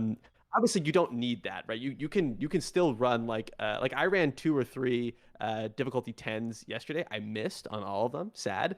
But it's not like it's still like if I had hit, like just looking at the numbers and they were all went the way I wanted, that's still like a sick item. Let's not kid it, but I think there's kind of like two aspects to this, right? Like, is finding the reflection of Kalandra and then also getting it at like a high enough difficulty that it has like a huge impact. I actually don't know what the exact scaling is between them, like if you put it at difficulty 1 versus difficulty 16, but I assume the market has priced that in. That's just my assumption based on the way things are going. That's not always the case because the economy can be quite small, but that's my assumption.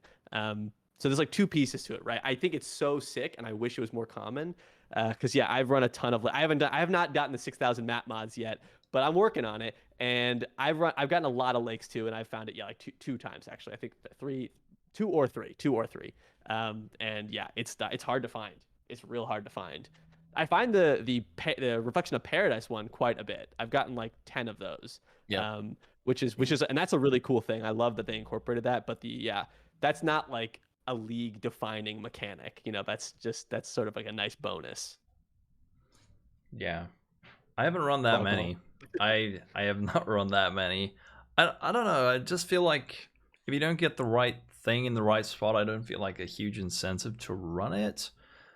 Or I don't know, like they were so bad at the start, like super bad, and it just put me off. I've tried to go back and just run them, just hoping for like a good piece of reflected jewelry, even just ones with like difficulty 9 at least, something. I don't know, I don't find it super engaging. I wish that the reflecting mist was way more common, because like you said, it's such a cool mechanic, it's so interesting, and unless you're playing like 20 hours a day and running like a million maps, the chance of finding one and then finding it and then being able to place it at like a high level, it's just like, it's probably not going to happen for most people, even if you play a lot. So that's gross, because it feels a bit wasted. But yeah, plus I feel like this is very likely not going to go core, this mechanic. I don't know, I just get that feeling. Maybe you guys disagree. I feel like it's not going to go core, so it's like, I feel like, to your point, Subtractem, earlier about like experimenting and trying like a new currency instead of Divine Exile for crafting, like this could be like juice it up a little bit, like let people like experience it and then take it out if it doesn't work, or tone it back or whatever. Like, we're starting from the most toned down version, and and so few people are going to get to really experience this because it's so toned down. I wish it was just more common, and then if you like I said, if it's too much, then remove it or pull it back to the current state where it's like super rare. I don't know. It's not. It's just it's so cool and so underutilized. Yeah. I don't know. Something that I find the more I do them, the more I feel like they should have been the actual league mechanic is Atlas Memories. Those are cool. Those are really cool. When I do those, cool. I'm like, damn it, that should have been the league mechanic. But I don't know. Almost the same problem. So cool, so rare. True. But check this. You make them drop more often, right? Yes. And then you can engage with it more. Like have one just drop every map, or every 4 maps, or like have it triggered or something. I don't know. I think those are really cool, and I feel like they way outclass the lake mechanic, not the reflecting mist mechanic. I think that's amazing. That's really cool, or whatever it's called, Reflection of Kalandra. I haven't found one, so I don't know. Yeah, I've never seen it. I don't know. I haven't seen it, but Memories. Yeah. What do you guys think about those? I found the Harvest one. That's really cool. Those actually turn a pretty decent amount of profit, even if you don't find the Ashabi key, the Sacred Blossom. That's cool. The Essence ones are amazing. Secret tip, you can run those in white maps and still get lots of essences, and it's not hard. But actually, that's all I've done, because Beyond sucks, Harbinger sucks, and I don't know what the other ones are. What are the other ones? Breach. Strongbox. Oh, is there a Strongbox one? Oh, Strongbox one's kind of neat. Yeah. I haven't done it.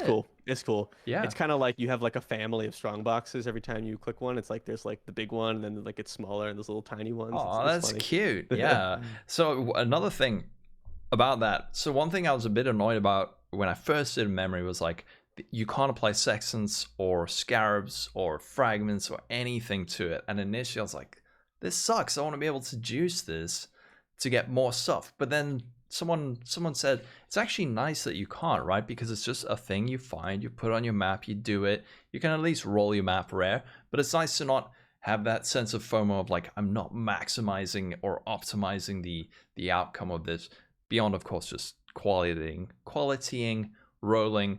So I really like those. I wish that was more of the mechanic. Yeah, I They have don't think it inherent, like, needs. yeah, they have like inherent double quantum rarity, by the way. Yes, yeah, they Yeah, do. yeah. I was just saying, I don't think it needs any of that extra juice because like I don't even consider it to be mapping, right? Like it's not mapping from my perspective. It's like a whole separate mechanic that you're hitting on. And like, for example, I mean, thinking I ran so many Einhar Harvest memories this league, and it's just like you don't. There's no point in like juicing it up any other way besides quantity and just getting as much life force as you can. Like I wouldn't. I don't feel like it's necessary to like go in there and also run Legion and do stuff like that. You just go in, pop to the Einhar, go to the Harvest, drop 1 billion life force, and get the hell out of there. Yeah. You know what I mean? Like Feels good. you don't need to actually do. I mean, you can do the map because it's a pretty high quant map, but I don't feel like you need to like have all this other stuff on top of that. That'd be too much. That'd be too much intermingling. It would kind of lose its identity from my point if it's having all that. But yeah, Subtractem, I know you liked them. You added this. This was Yeah. This is Yeah. This is it. Yeah. No, memories are great. Yeah, it feels like I wish they added more. I think they could have tweak them a little bit. I think there's some hidden tech that that there might be if we like lean into it a little bit. They're really, really cool. Like I really feel like it's weird, right? Because it's such a league mechanic-y thing that feels, it instantly went core, right? Like that's just like a core thing they added, and that's like the one thing they're like, yeah, this is an expansion, not a not a league. Where they're doing away with like doing away with what was the terminology? It was expansion versus League. Just or is it just yeah? And they're calling them all expansion. Yeah. Now they just call them expansions. And this is the thing that feels like they put more work into in Slam. I mean, I guess like the League of Kalandra is clearly a lot of work, right? Like the visual design, the experimentation of the intermingling of the league mechanics.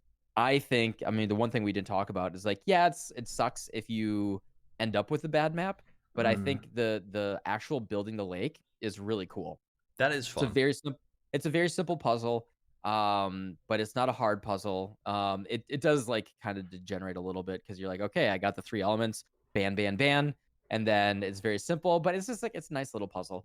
And like there's that, but then like, yeah, my main complaint about the lake is running is just uncomfortable. It's like it's not like a cool encounter. Whereas like the memories are a memorable encounter. And I want them, to do more. I think it's weird. Like when I was mapping hard, like when I was doing like more juiced mapping, I was getting like 6+ memories a day. They weren't that rare, but now that I after doing that, I transitioned from my my Giga Chad cast while channeling lightning tendrils build that everyone copied and went big core meta. When I transitioned from that to just like working on like different builds in Elk and Go, memories definitely they got much rarer. So like I think you can, if you want to like juice quant, you're gonna see them pretty often.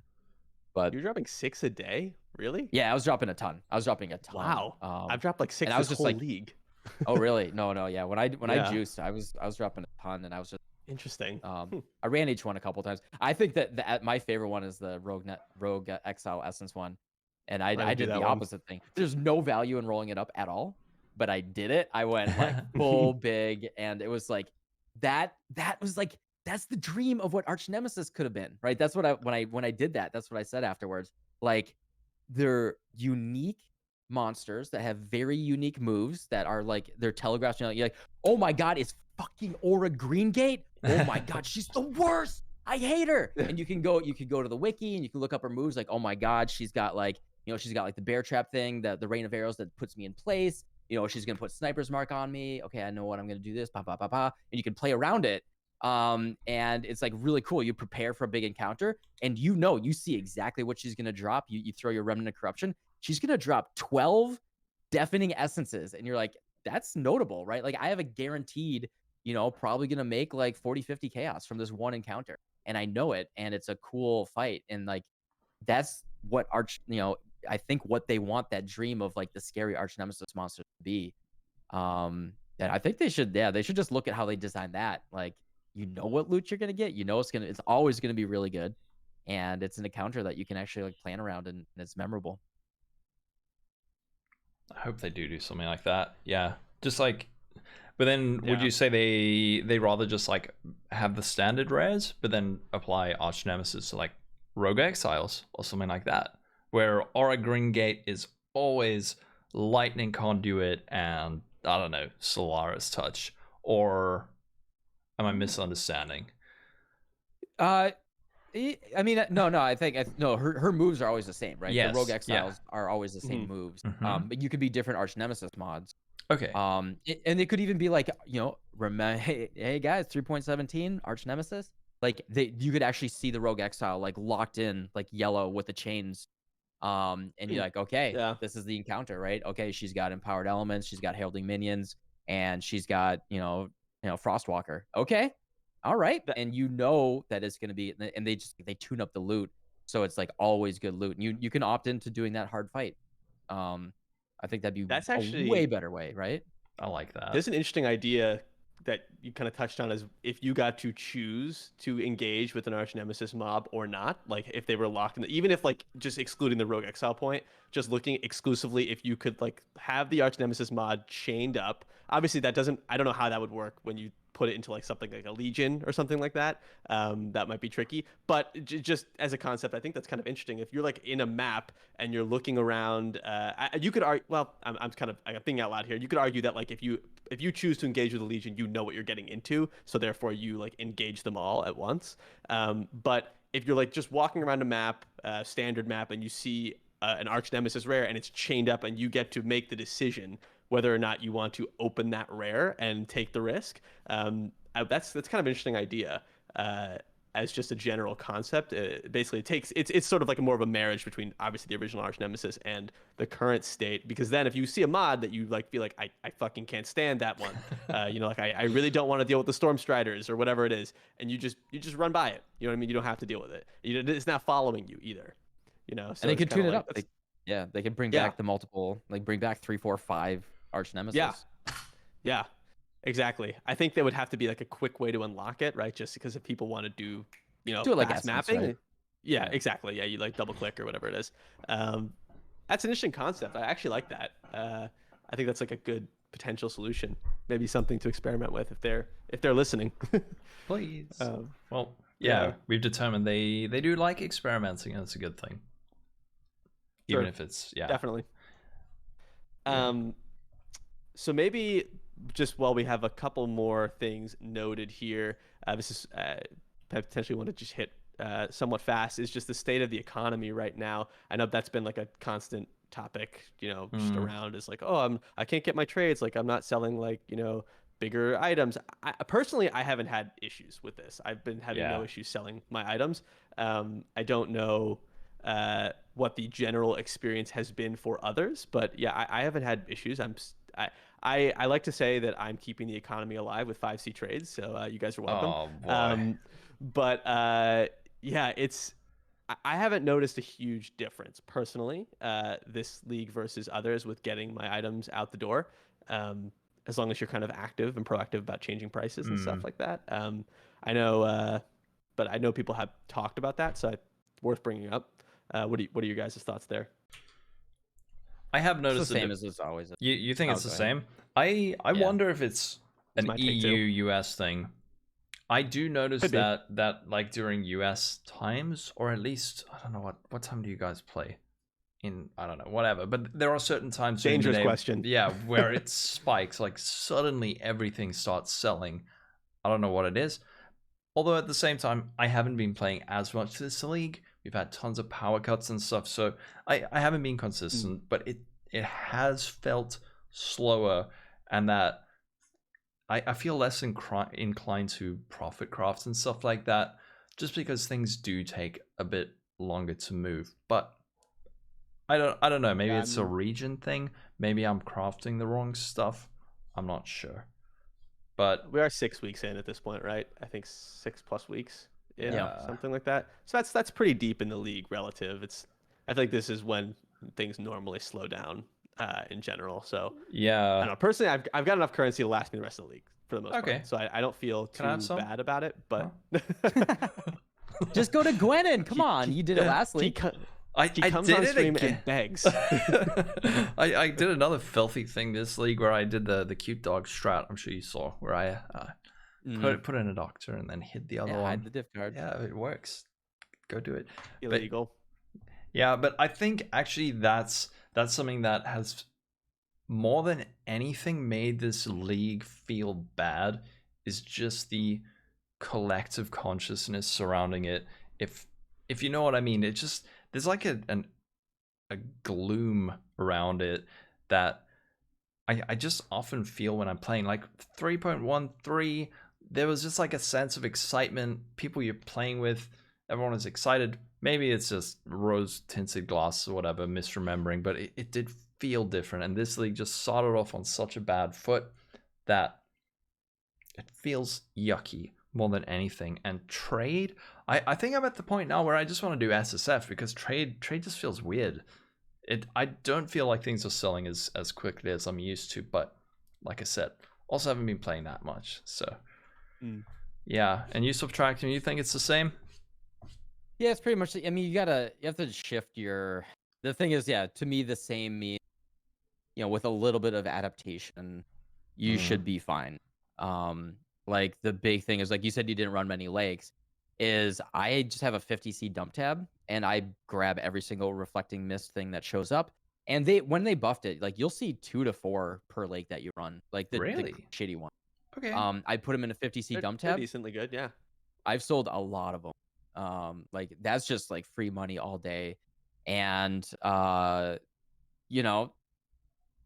I haven't really done profit crafting this league, but knowing what's meta right now, I think some of the profit crafting, if you want to get into the big boy stuff, is probably just reflecting jewelry. It's crafting, right? You just have to look at what's going. You can still I did a couple just as an example to prove how bad ROG is. I did ROG. I just bought some fractured bases, threw a couple essences at it, and I just sold it for like 100 chaos, just like over and over again. Like, why would you ever use ROG I've been doing that when too. you can just it's so easy Essence now. and fractures, so good. Yeah, essence on a fracture right now, it's insane. Like you can just easily sell 50 to 100 chaos stuff with like 10C investment over and over and over again. And it's better than anything ROG would ever make for those slots, besides the few things he's good at. Yeah. ROG's still good early league, but not anymore. Yeah, he's SSF week 1, sure. Yeah. But yeah, it's just like, you just got to adapt and look at what people are playing and buying. I do think that there's more people using more uniques these days. There's a lot of uniques, and then the jewelry sockets for the big boy stuff are taken up by mirrored stuff. So that does make it, there's fewer slots that you can easily do. Like, I think the mid-high tier stuff that you rock in a lot, Lolcohol, is like, that's going to be tougher because there's a lot of slots that are taken up by those type of things. Whereas previously that would be more like, like the bread and butter. So yeah, that's definitely tougher if that's your jam. Yeah. I've still been selling stuff though, here and there. So like the sort of when I say non-unique, I mean like like not like crafted rare stuff like that. Standard items with no rules, those are selling instantly. Oh yeah, I'm not yeah. having any issues there at all. Yeah, yeah. I like can understand fragments the point, though, and about stuff. Yeah, that stuff's moving instantly. Like I put up a patient and that thing goes in a quarter second. I'm inundated with Patients whispers. are like 70 chaos or something stupid. It's crazy. Insane. It's crazy. I bought a headhunter for my God. 135 divines, and I was like so happy the next day when it was like 160. It's insane. Yeah, it is insane. Just farm it is really promenade. insane. Yeah, that is definitely a strat for sure. Promenade strat. Strong boxes have been really fun this league too. I've been really enjoying a lot of strong box farming. I know that's always been good, right? That's always been viable, but I feel like I've never really dove into it personally, and that's been really fun this league. I've been loving that. So yeah, promenade card strong box farming is definitely a thing. But cool. Maybe so this could be so I guess this sort of raises the question to some degree. We're sort of getting there. Is so are you guys at this stage, 6 weeks in, are you still enjoying the league? I know Lolcohol, I said you've been playing a little bit less. I've been playing quite a bit still. I've always said I'm not going to play if I don't have fun, and I'm playing, so I'm having fun. Yeah. But I guess what are your guys' takes there? You like maybe we could even broaden that up to where would you rank this league within the last like 5? You know, is it upper echelon, lower? What do you? Bottom. Yeah, The worst. bottom. But I think I'm actually addicted to this game. Like, I'm not joking. You know, people say Self-realization. There we go. like Alright. actually, I The mean, first stage is acceptance. yeah, it's never interrupted with work or anything or socializing or things like that. But I if I don't play this game for like 2 days, I can feel it pulling me. Like just play a bit, and then I'll log in. And the last couple of times I've done that, I've logged in, played for like an hour, and I kind of just I don't know, I'm just like not feeling it. I think what I need. You got your hit. Yeah, well, no, I didn't though. I didn't get it. Yeah. And then I don't play for a couple of days, and I'm like thinking, oh man, I really want to play some PoE, but I don't know what to do. So I think at this point, what I'm gonna do, just play some SSF. I still love this game. I still have faith in GGG. It's just it's been wonky, man. Like definitely the worst league ever in terms of reception. But yeah, I still love this game. I'm not running away from it. New sub, how are you feeling about it? Yeah, I mean, I think it's like a combination of everything that we just talked about, right? Like, there's neat stuff. I like that stuff changes. I think there are I think, like, to me the coolest thing about the game is being able to try new builds. So that's like my favorite thing. And it's like, there's still plenty of interesting new ideas out there, right? Like, I'm making an Armageddon brand juggernaut right now, right? Like, there's weird shit that you can still make that is really, really cool. But in right, like, the accessibility, a lot of this stuff is really, really tough. Um like, basically anything new and interesting is like, I understand it's not balanced around SSF, but I think you can look at like SSF viability of a build as like the number of builds that are SSF viable versus for the amount of content that you want to do with it. I think it might be in the possibly one of the worst states that it's ever been, right? For that. And I think that's there's plenty of builds like Relic of the Pact and crazy stuff. It's not balanced around SSF, but it's a leading indicator. And so, like, yeah, the league release was awful. I think we're still feeling like the aftershocks of that.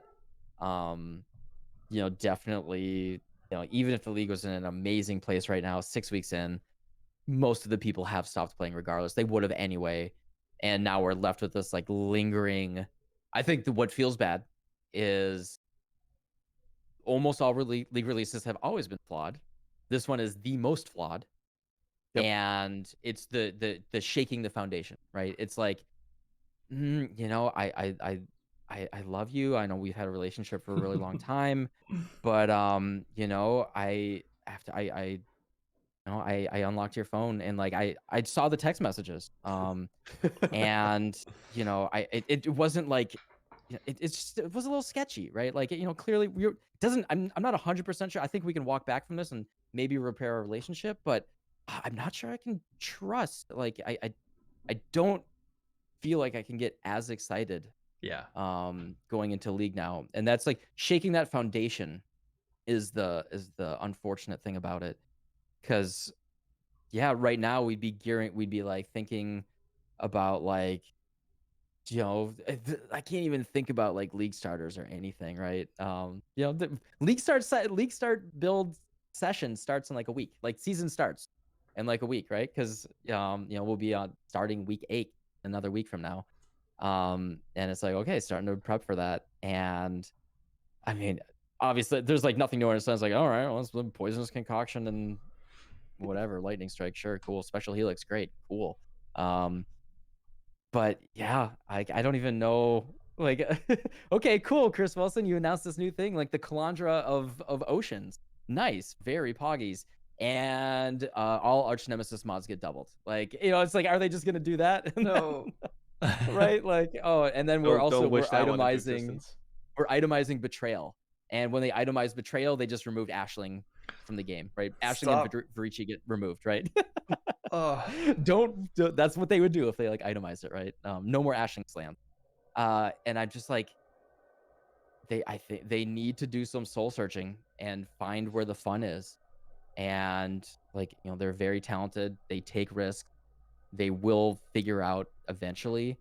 But so much, unfortunately, so much rides on that league start, and I want them to rethink that process to really figure out a way to make that league start much more guaranteed to be good, instead of like hiding it and then like, oh, on league release, shit just feels bad, but it's cool ideas, and that's just like seems like what they do too much. Yeah, like they should start testing now, where they said like, we're gonna look at addressing the issues for MF and like loot goblins.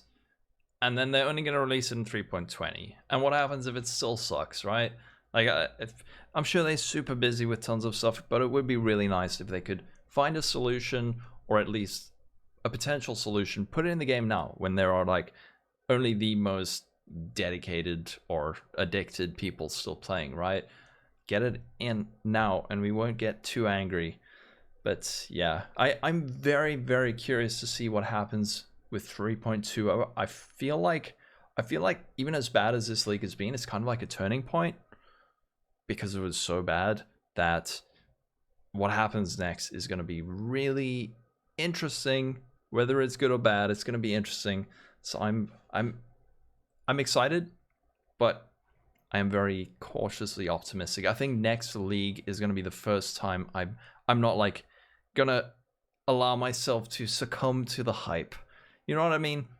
Every other league, I'm just like, I don't care if it's bad. I'm gonna get excited. It feels good to be excited. This time I'm gonna be like, let's wait and see before we buy like 2 supporter packs. Yeah. Yeah, that is such a key point. It's like, this is gonna be such a strange league launch for 3.20, way different than any in the past, I think. Right, because yeah, there used to be kind of this blind trust to some degree, where it's like, okay, sometimes it's a rocky start, like the first week or two, there's some tweaking that needs to be done, but like you said, Subtractem, the core idea is good, and then they fix it, and then we're all happy, and the three of us play long term, right? So we get to experience the fruits of those changes. That is not always the case for people who leave, within like a week. They're like, oh, this is not for me, this is not rewarding, and then they leave. But this is going to be very different, because there's going to be a lot of skepticism going into this, being like, what is this going to actually be when I open the game, versus in the past where it's like, yeah, we were kind of like, it's probably going to be great, right? Like, it's always been great at the end of the day. I think part of it as well is a lot of so while the league kind of is like this testing ground for any changes across the board, unless we get sort of inclinations that these are going to be kind of really heavily looked at, a lot of these changes are not like, if like, for example, like there's two sides to it, right? There's the Lake of Kalandra mechanic, which is, that is one thing, but all these other things are core game changes, right? They're not like something that naturally rolls over unless there's like an intentional decision to remove or alter. So it's like, if, for example, Archnemesis we still feel is, a problem, that's not something that like is just naturally, it's not just part of the Lake of Kalandra league mechanics, so it's theoretically there until it's not. I feel like there needs to be like some discussions before league launch and before announcements, understanding like what is going to be in the game besides just the Lake of Kalandra mechanic, which is typically, right, they'll be like, is like X mechanic going core, and they have like a post that's like a week or so before launch. I think they kind of need to talk about a lot of these other things that are more core mechanics beyond just the lake mechanic that got introduced. Because it's like, while the league is a testing ground, that's not really the case for a lot of these changes. These are not like league changes. At least they don't. That's not the typical league change, right? That's not like how they've typically approached it. Yeah. So it's like if they want to talk about this, they kind of talk about it now. Yeah, because that's why I think that's why it's been so scary. Is we've had shit league mechanics in the past, and it's like, well, this one sucks. Next one will be better. This is like Right. like foundational. The whole game is different, and people are like, if this doesn't change, I don't know if I want to play anymore. So, gonna have to wait and see. Yeah. It'll be interesting. Be very interesting. I was talking about this Lolcohol a couple days ago. It's like if you look back on our like pre 3.19 launch discussions / thumbnails, it is such a different environment. You know, we're like literally. I have my video that I put out on Friday of League launch before it launched was, is 3.19 the best patch ever, or will it be the best patch ever? Yeah, and I got like 20 comments afterwards that were like, this aged like milk. You know what I mean? Yeah. My one It's was kind of like best patch in ages. yeah. Oh, lesson learned. You know what? Maybe they are playing 5D chess. Maybe. Because I mean, think so. I think, but hey, let's go conspiracy theory. Sure. The Ride or die. backlash was so extreme that I can't imagine there being more press around Path of Exile. Right? If you go hard negative, that's how you get Asmongold making 3 videos with 200,000 views. That's how like there were a bunch of posts that hit front page of Reddit, like they were all negative as hell, but a bunch of posts, like I bet you at least many tens of thousands of people minimum saw they would never have ever heard of Path of Exile besides like maybe word. Now they know that it exists, and now if there is that momentum and the algorithm, and they do put out the best league ever, like the algorithm's gonna pick it up, and it's like, oh my god, yo, now Asmongold is inclined to make a 200,000 view video. Woo! That is like, this is the best league ever. The redemption arc of GGG. This is, oh my god, Diablo 4 is in shambles. No one's ever gonna play Diablo 4. This game is so good now. I can't even, like, why would I wake up and I put in my IV just so I can just sit in front of the computer and play Path of Exile for 20 hours That's straight. what I want, man. Right, like if Asmongold and other people make that video, and it's all front page Reddit, you know, and that's only gonna happen if you have if it's like tuned in the algorithm. So they're playing 8D chess right there. Yeah, that's like I don't giga think brain. they actually are, right? Like No. they would have to purposely want to tank their game Jesus. for a league, but No shot. Yeah. I would be very surprised about that. But yeah, this next patch has got to be really good. It has to be like incredible. It has to be super good. Yeah. Something. Sorry, go ahead. No, I was just gonna say, like, I feel like a lot of people are at the point where they are like, they're ready to quit forever. If this happens 2 leagues in a row, I don't know if people are so addicted that they're gonna say they're gonna quit, but they'll come back. But I feel like it kind of is the last straw for a lot of people. I don't know if that's true though. I just feel like it has to be good. Maybe it's copium. People are very emotional this league for sure. Yeah, even I got emotional. Everyone was like, Lolcohol looks so sad. And I was like, what are you talking about? I'm not sad, it's just a game. And then like a week later I was like, oh god, this actually made me sad. Yeah. It just Sorry, go ahead. Yeah, I mean, it's, if you think of it from a business perspective though, you know, what is the right play? Like, I think they have to take risks. Like, they clearly have like a growth mindset. I know Chris says like, oh yeah, you know, games can be happy with 10,000 players, but you know, I think they do have a growth mindset very clearly. They're doing like a mobile game and PoE2, and you know, like they clearly want to grow. And you know, they have to take really big risks, and you know, as long as you can keep like your core foundation, like I think of this, you know, if you're like a streamer or someone, and like, you know, you got your core foundation. Okay, I'm going live every day, 2 p.m. Path of Exile. Okay, oh look, I have like, I uncovered the best farming strategy in PoE. I have 1,000 viewers. What the fuck? Everyone's coming over here. They want to see this thing. But then like, hey, it's Friday. I'm gonna be playing. You know, I'm gonna play, you know, Binding of Isaac or something. and I got 10 viewers. Like, okay. All right, now I understand. Like, what is your actual core audience? Like, what are the people that are actually paying? Like, we don't see their numbers. Like, you could see, like, they know, hey, we got 10,000 people that play every league. They buy a supporter pack no matter what. Maybe sometimes they disappear once in a while, but they're always coming back. They're the people that are not complaining on Reddit as much, maybe just like constructive feedback. And we're gonna experiment and try to like grow that core foundation. I mean, if you look at Ritual, right? This is getting a little meta here, but like if you look at Ritual, I think it was Ritual or it was Ultimatum, and that was botched on the release, right? Because all the database issues. But like they paid they did the dumbest shit and like paid like, hey, we're gonna pay Shroud $200,000 or whatever the fuck they paid him. We're not gonna recognize the real people that put in the work for Path of Exile. We're gonna pay like Shroud and people that don't play a shitload of money, and like, yeah, you got some eyeballs on it, and like I understand like the idea.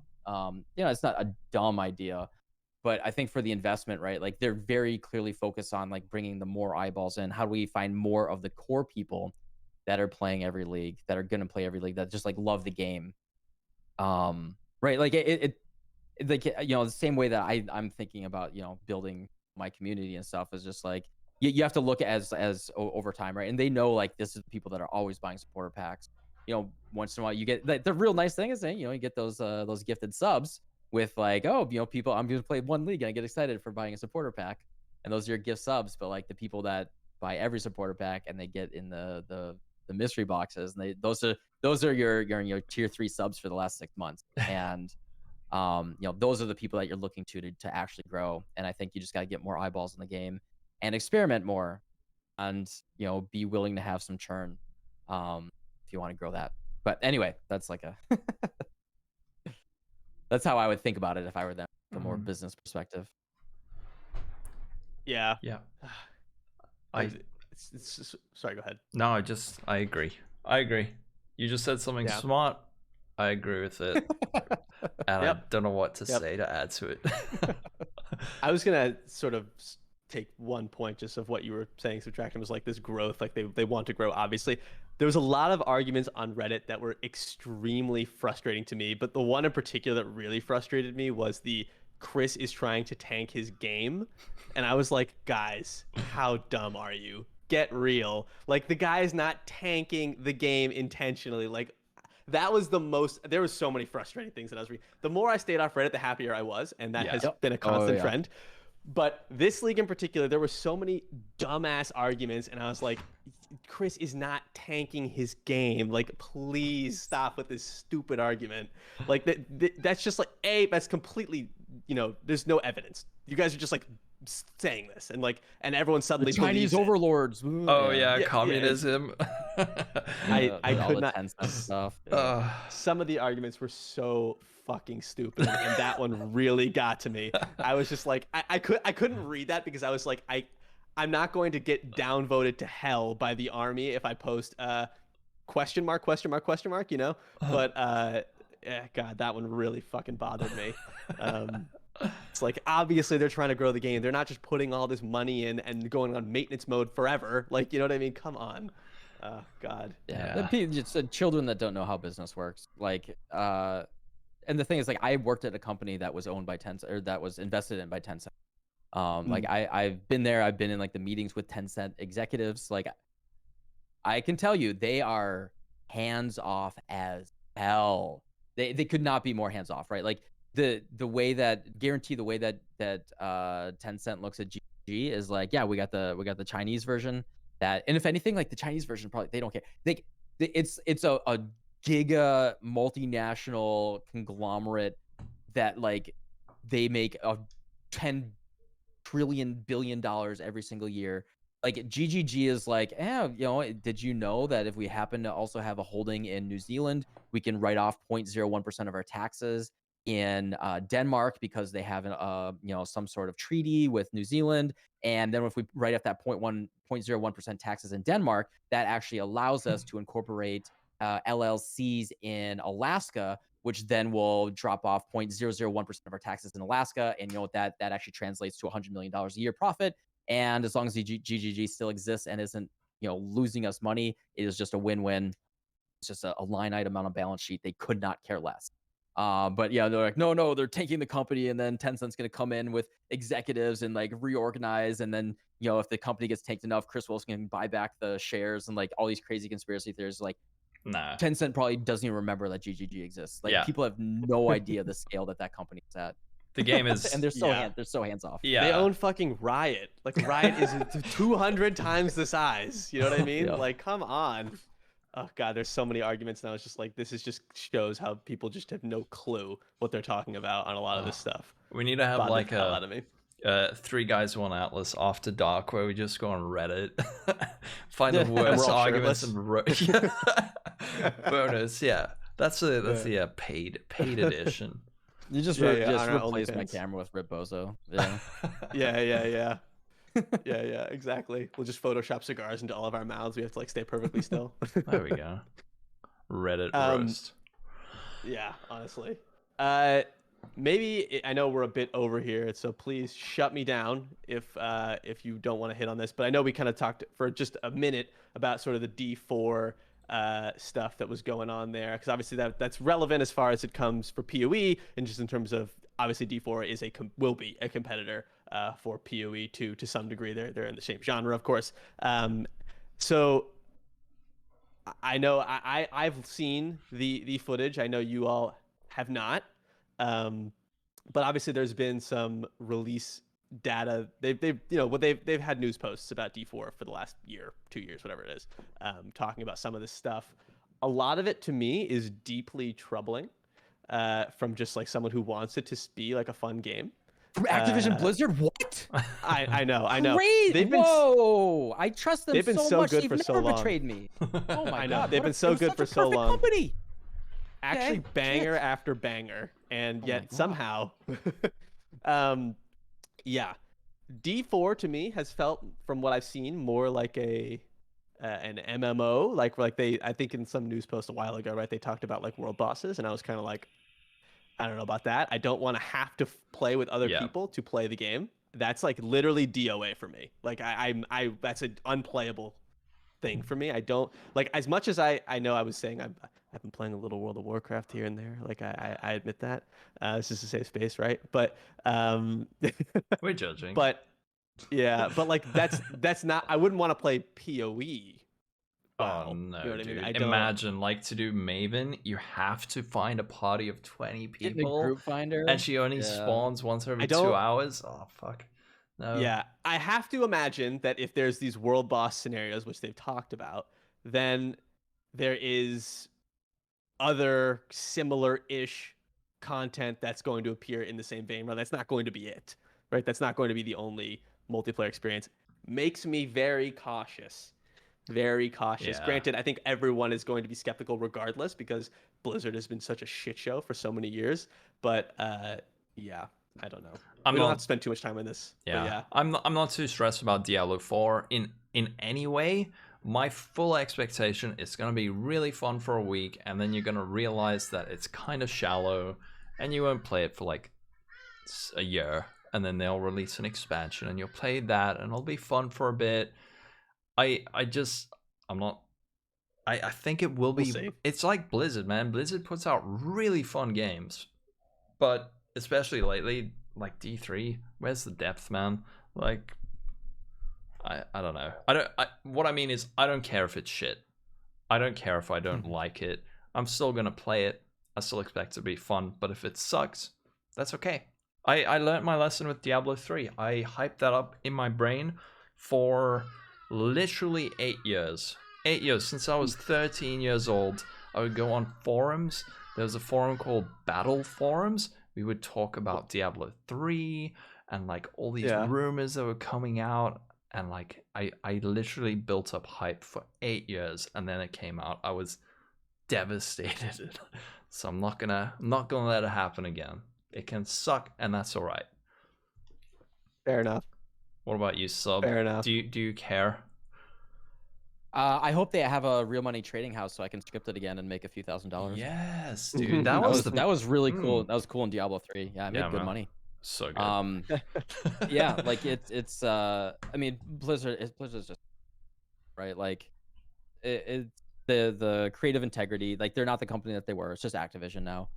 Um, and yeah, it's a shame. I think they, as a company of size, necessarily, regardless, right? I think just like at size. I mean, I'm just gonna rail on business people in general, right? Like, here's the fucking thing: video games, are a creative thing, right? And it should be like the dream to me was always like looking at id Software or something where it's just like a handful of people in a garage. They got a dream. They want to make something cool and beautiful, and they put out this like untethered creative piece of art, Yeah. and it creates these like beautiful awesome experiences with a company the size of Microsoft, Activision, Blizzard, King. It's it is just a product as a vehicle to extract money from people's wallets. That is all it is. There's no creative integrity. There are individual people there that are putting their all into it, but no matter Sure. what, it will be sanded down and designed by committee, and like no matter what, it's gonna be like, how do we extract as much money as possible out of it? I don't know if you guys saw the Fortnite stuff that happened last week. They What? did No. yeah, so like Fortnite was already it started Fortnite actually started out as like a cool game. I actually talked to the designer before they went battle royale even. And like Yeah. I talked with him back when I was in the industry, and it was like a cool all sort of systems. It was like a tower defense game kind of. Hmm. And they got lucky with the actual battle royale. And it actually, like, early Fortnite was super fun, interesting, creative. Like, how do we throw in wacky stuff? And more they just like, oh, how do we tie in with Marvel? How do we tie in with whatever? What they did last Yeah. week was they did a promotion with Samsung and Jimmy Fallon, where My it's God. like Oh, it's literally cringe. the Samsung Galaxy S4 Jimmy Fallon experience, Oh god, that's the where you like worst. go into a custom map and you're just like riding around looking at screens of Jimmy Fallon. And it looks like it was programmed in like it was designed in like a week, or sorry, in like a day. Like it's like the most scuffed, low quality trash of just like, okay, sit here and like hit a ball and try to make it go in the target. And then, ooh, boom, you win. Go to Samsung Galaxy S4.com and redeem your soul, because that's all you gave up by wasting your precious little life in this like marketing garbage. Like it was I was like literally depressed after I saw that. Like I already knew that like I was with Epic Games early on when it was just like Tim Sweeney making like ASCII, like roguelike, like ASCII games, and like early Unreal, the dream of like it being this like really cool creative work. And now Tim Sweeney is suing Apple and in charge of this game that is it represents it is on the tier now. Yeah, after I saw that, it's on the tier of like Diablo Immortal, of just like it's a game for kids, and you're just like, I'm just picturing these like 12-year-old kids on their iPad just being indoctrinated with like Samsung Galaxy S4 ads, and fucking Jimmy goddamn Fallon. Get He's the the least fuck funny out of talk my show host. face. He Someone is had the to say that. worst, All right. dude. He's Literally, the worst. literally the most like milk toast bland human being on the planet. And you're like inundating these 12-year-olds with that visage of like degenerate corporate greed. Get the fuck out of my face. Like, anyway, like I got into video games because I thought it was like cool art and cool shit. Yeah. And seeing it go to this is just like staving off the depression of the void. I have to avoid that stuff. And I just sit there and I just like Yeah. follow like a couple creators on YouTube that are like looking at like these cool like indie games. And I'm like, okay, there's still good art out there. There's cool stuff. Yeah. Like, don't look at the Sounds Jimmy good. Fallon Galaxy S4 More experience. donkey. Cool indie games over here. And just so depressing. Yeah. Anyway. No, I get it. Like we kind of grew up in a yeah. golden age of gaming, right?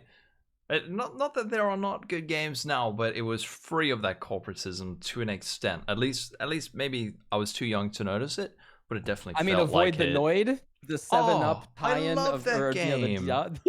see, we were indoctrinated, right? Transformers, avoid the Noid. Transformers was originally created as a vehicle just to sell plastic toys. Avoid the Noid, there was the 7-Up Spot game for Super Nintendo. Yes, I There's like love all of those things that. Cool are yeah, spot. we love it.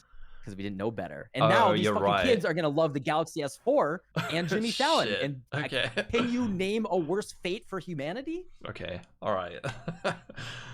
We're doomed. That is, you literally just gave. That's the title of the video right there. Subtractem said, "What about Jimmy Fallon?" Oh Good, yeah. fuck 'em. Tag Jimmy Fallon. We get you. This is your chance. You're gonna get to go on the show. Defend yourself. Debate bro style. Yeah. Get some training Yeah, from it's- Destiny first. And not to depress you all even more, Subtractem, this will be more for you because you're an Overwatch player like me, but or at least previously. You hear what they're trying to do with that? About they're trying to like make it unlock- more like. Oh, I was gonna say what- they're trying to make it like Fortnite-y with like the crossovers. I think they're trying to do stuff like that with skins. I've heard. Oh, of course they will. Of course. There's so much Yeah. money in it. Yeah. Yeah. Yeah, Like, and like I- I think God. they're making it so you have to like unlock the original characters again. In like if you're new, if you're a new if player, you're new- yeah. yeah, but like Yeah. as soon as you go to free to play, like there's so much. There's so much Oh. bullshit. Yeah. Oh, Yeah. It's I mean apparently also it's like even if like you're me, you've played I've got a shit ton of hours in Overwatch and I'm not a new player and you still have to gradually unlock the new characters, which they've been working on since the dawn of time. And I'm kind of like, Overwatch is dead. Just give me this shit. You know what I mean? Like why are we messing around here? You know, like. I mean it's the I same don't thing. get Yeah, it. I really the other don't. Blizzard game that I play, Heroes of the Storm, like that game is on maintenance mode and it's giga dead, and you still have to like pay to unlock characters, Oh, right? no. You're letting people put no money to like sense. unlock Diablo in Heroes of the Storm in this like dead 10-year-old game. Are you fucking kidding me? Yeah, Blizzard is Yeah. just yeah. Yeah. So anyway, that's No. that's my thoughts on Diablo 4. I think There we go. You know, to bring it back. Perfect. I that's my faith in Blizzard right now. Yeah. I mean, yeah. That's a good round. A good way to end that. Yeah. I think that's more or less everything. Is there anything else you guys wanted to hit before we? I know we're a bit longer than usual, Yeah, but no, I'm hungry and I need a pee, so we can wrap it up. Unless Fair someone enough. else has something else to say. No, I will not. Stop I you think from- let's, I'm also hungry. And let- have to pee. Just let's talk hit- about the state of loot one more time. if you guys don't yeah. mind. So I was trying to trade yesterday. Oh. Yeah. Just one more time. Cool. Well, this was Yeah. fun as usual. This was a spicier one than they usually get. And I like that. I like Bass that. That tracks was fun. and yeah. Yeah. Subtractem coming in hot. Yeah, it was good. It was actually, fun. you know what? This was I fun. feel better about the game after this conversation than before. Whereas before, I was like, man, I'm quite upset with the game and I don't want to talk about it. But after talking about it, I'm like, I kind of feel like playing some PoE. If I'm being honest. Log in. Log Log yeah. in. Everyone log in. Let's go. I Yeah. love that emote. I'm a It's sucker so for that good. one. It's so good. It's Yeah, so I think as I was saying, we've gotten a lot. There's been a lot of memes that are like kind of fun that have like Oh, kind yeah. of grown, and I do think there's more exposure for Path of Exile. And if 3.20 is fucking sick, it may have even made 3.19 like it might have been a good thing. Crazy enough. Whoa. Yeah. Where's that copium? Where are you hiding it? Yeah. I mean, if 3.20 is like insane, right? Like, the Yeah. Asmongold redemption arc video. Get your MF characters ready. Oh, fuck. Oh, Yeah. if Chris says that, oh my god, if Chris memes, oh my god, that'd be so no. hard. Oh, that'd be so good. Or if he calls Sweet. out like, so last league you could tell that I was trying to tank my company. If he said that in the Yeah. announcement, He's like, oh last my league, God. the vision. Yeah, there's gonna be a sick bingo card. There's gonna be a sick Oh, bingo I card hope. for this league. Yep, it's gonna Oh be sick. God. I wonder. This is, again, neither here nor there, but I wonder because the 13-week time frame launches this. I think on the 25th of November, which is Thanksgiving week in the U.S. I wonder if they care about that. I don't know. I'm sure they I wonder do. if it'll be a week before or a week after. I would imagine so. Right? Like should. even if I don't know what percentage of the game is US based, maybe like even if it's like 15, 20%, something like that. I don't know. Even if like half of those people like objectively just won't be able to play Yeah, on that Friday, yeah. that's probably a big impact to them. I imagine they'll either push it or pull it. Yeah, one yeah, week. they won't drop it then. Yeah, I would don't imagine think. not either. That's a very good point. Yeah.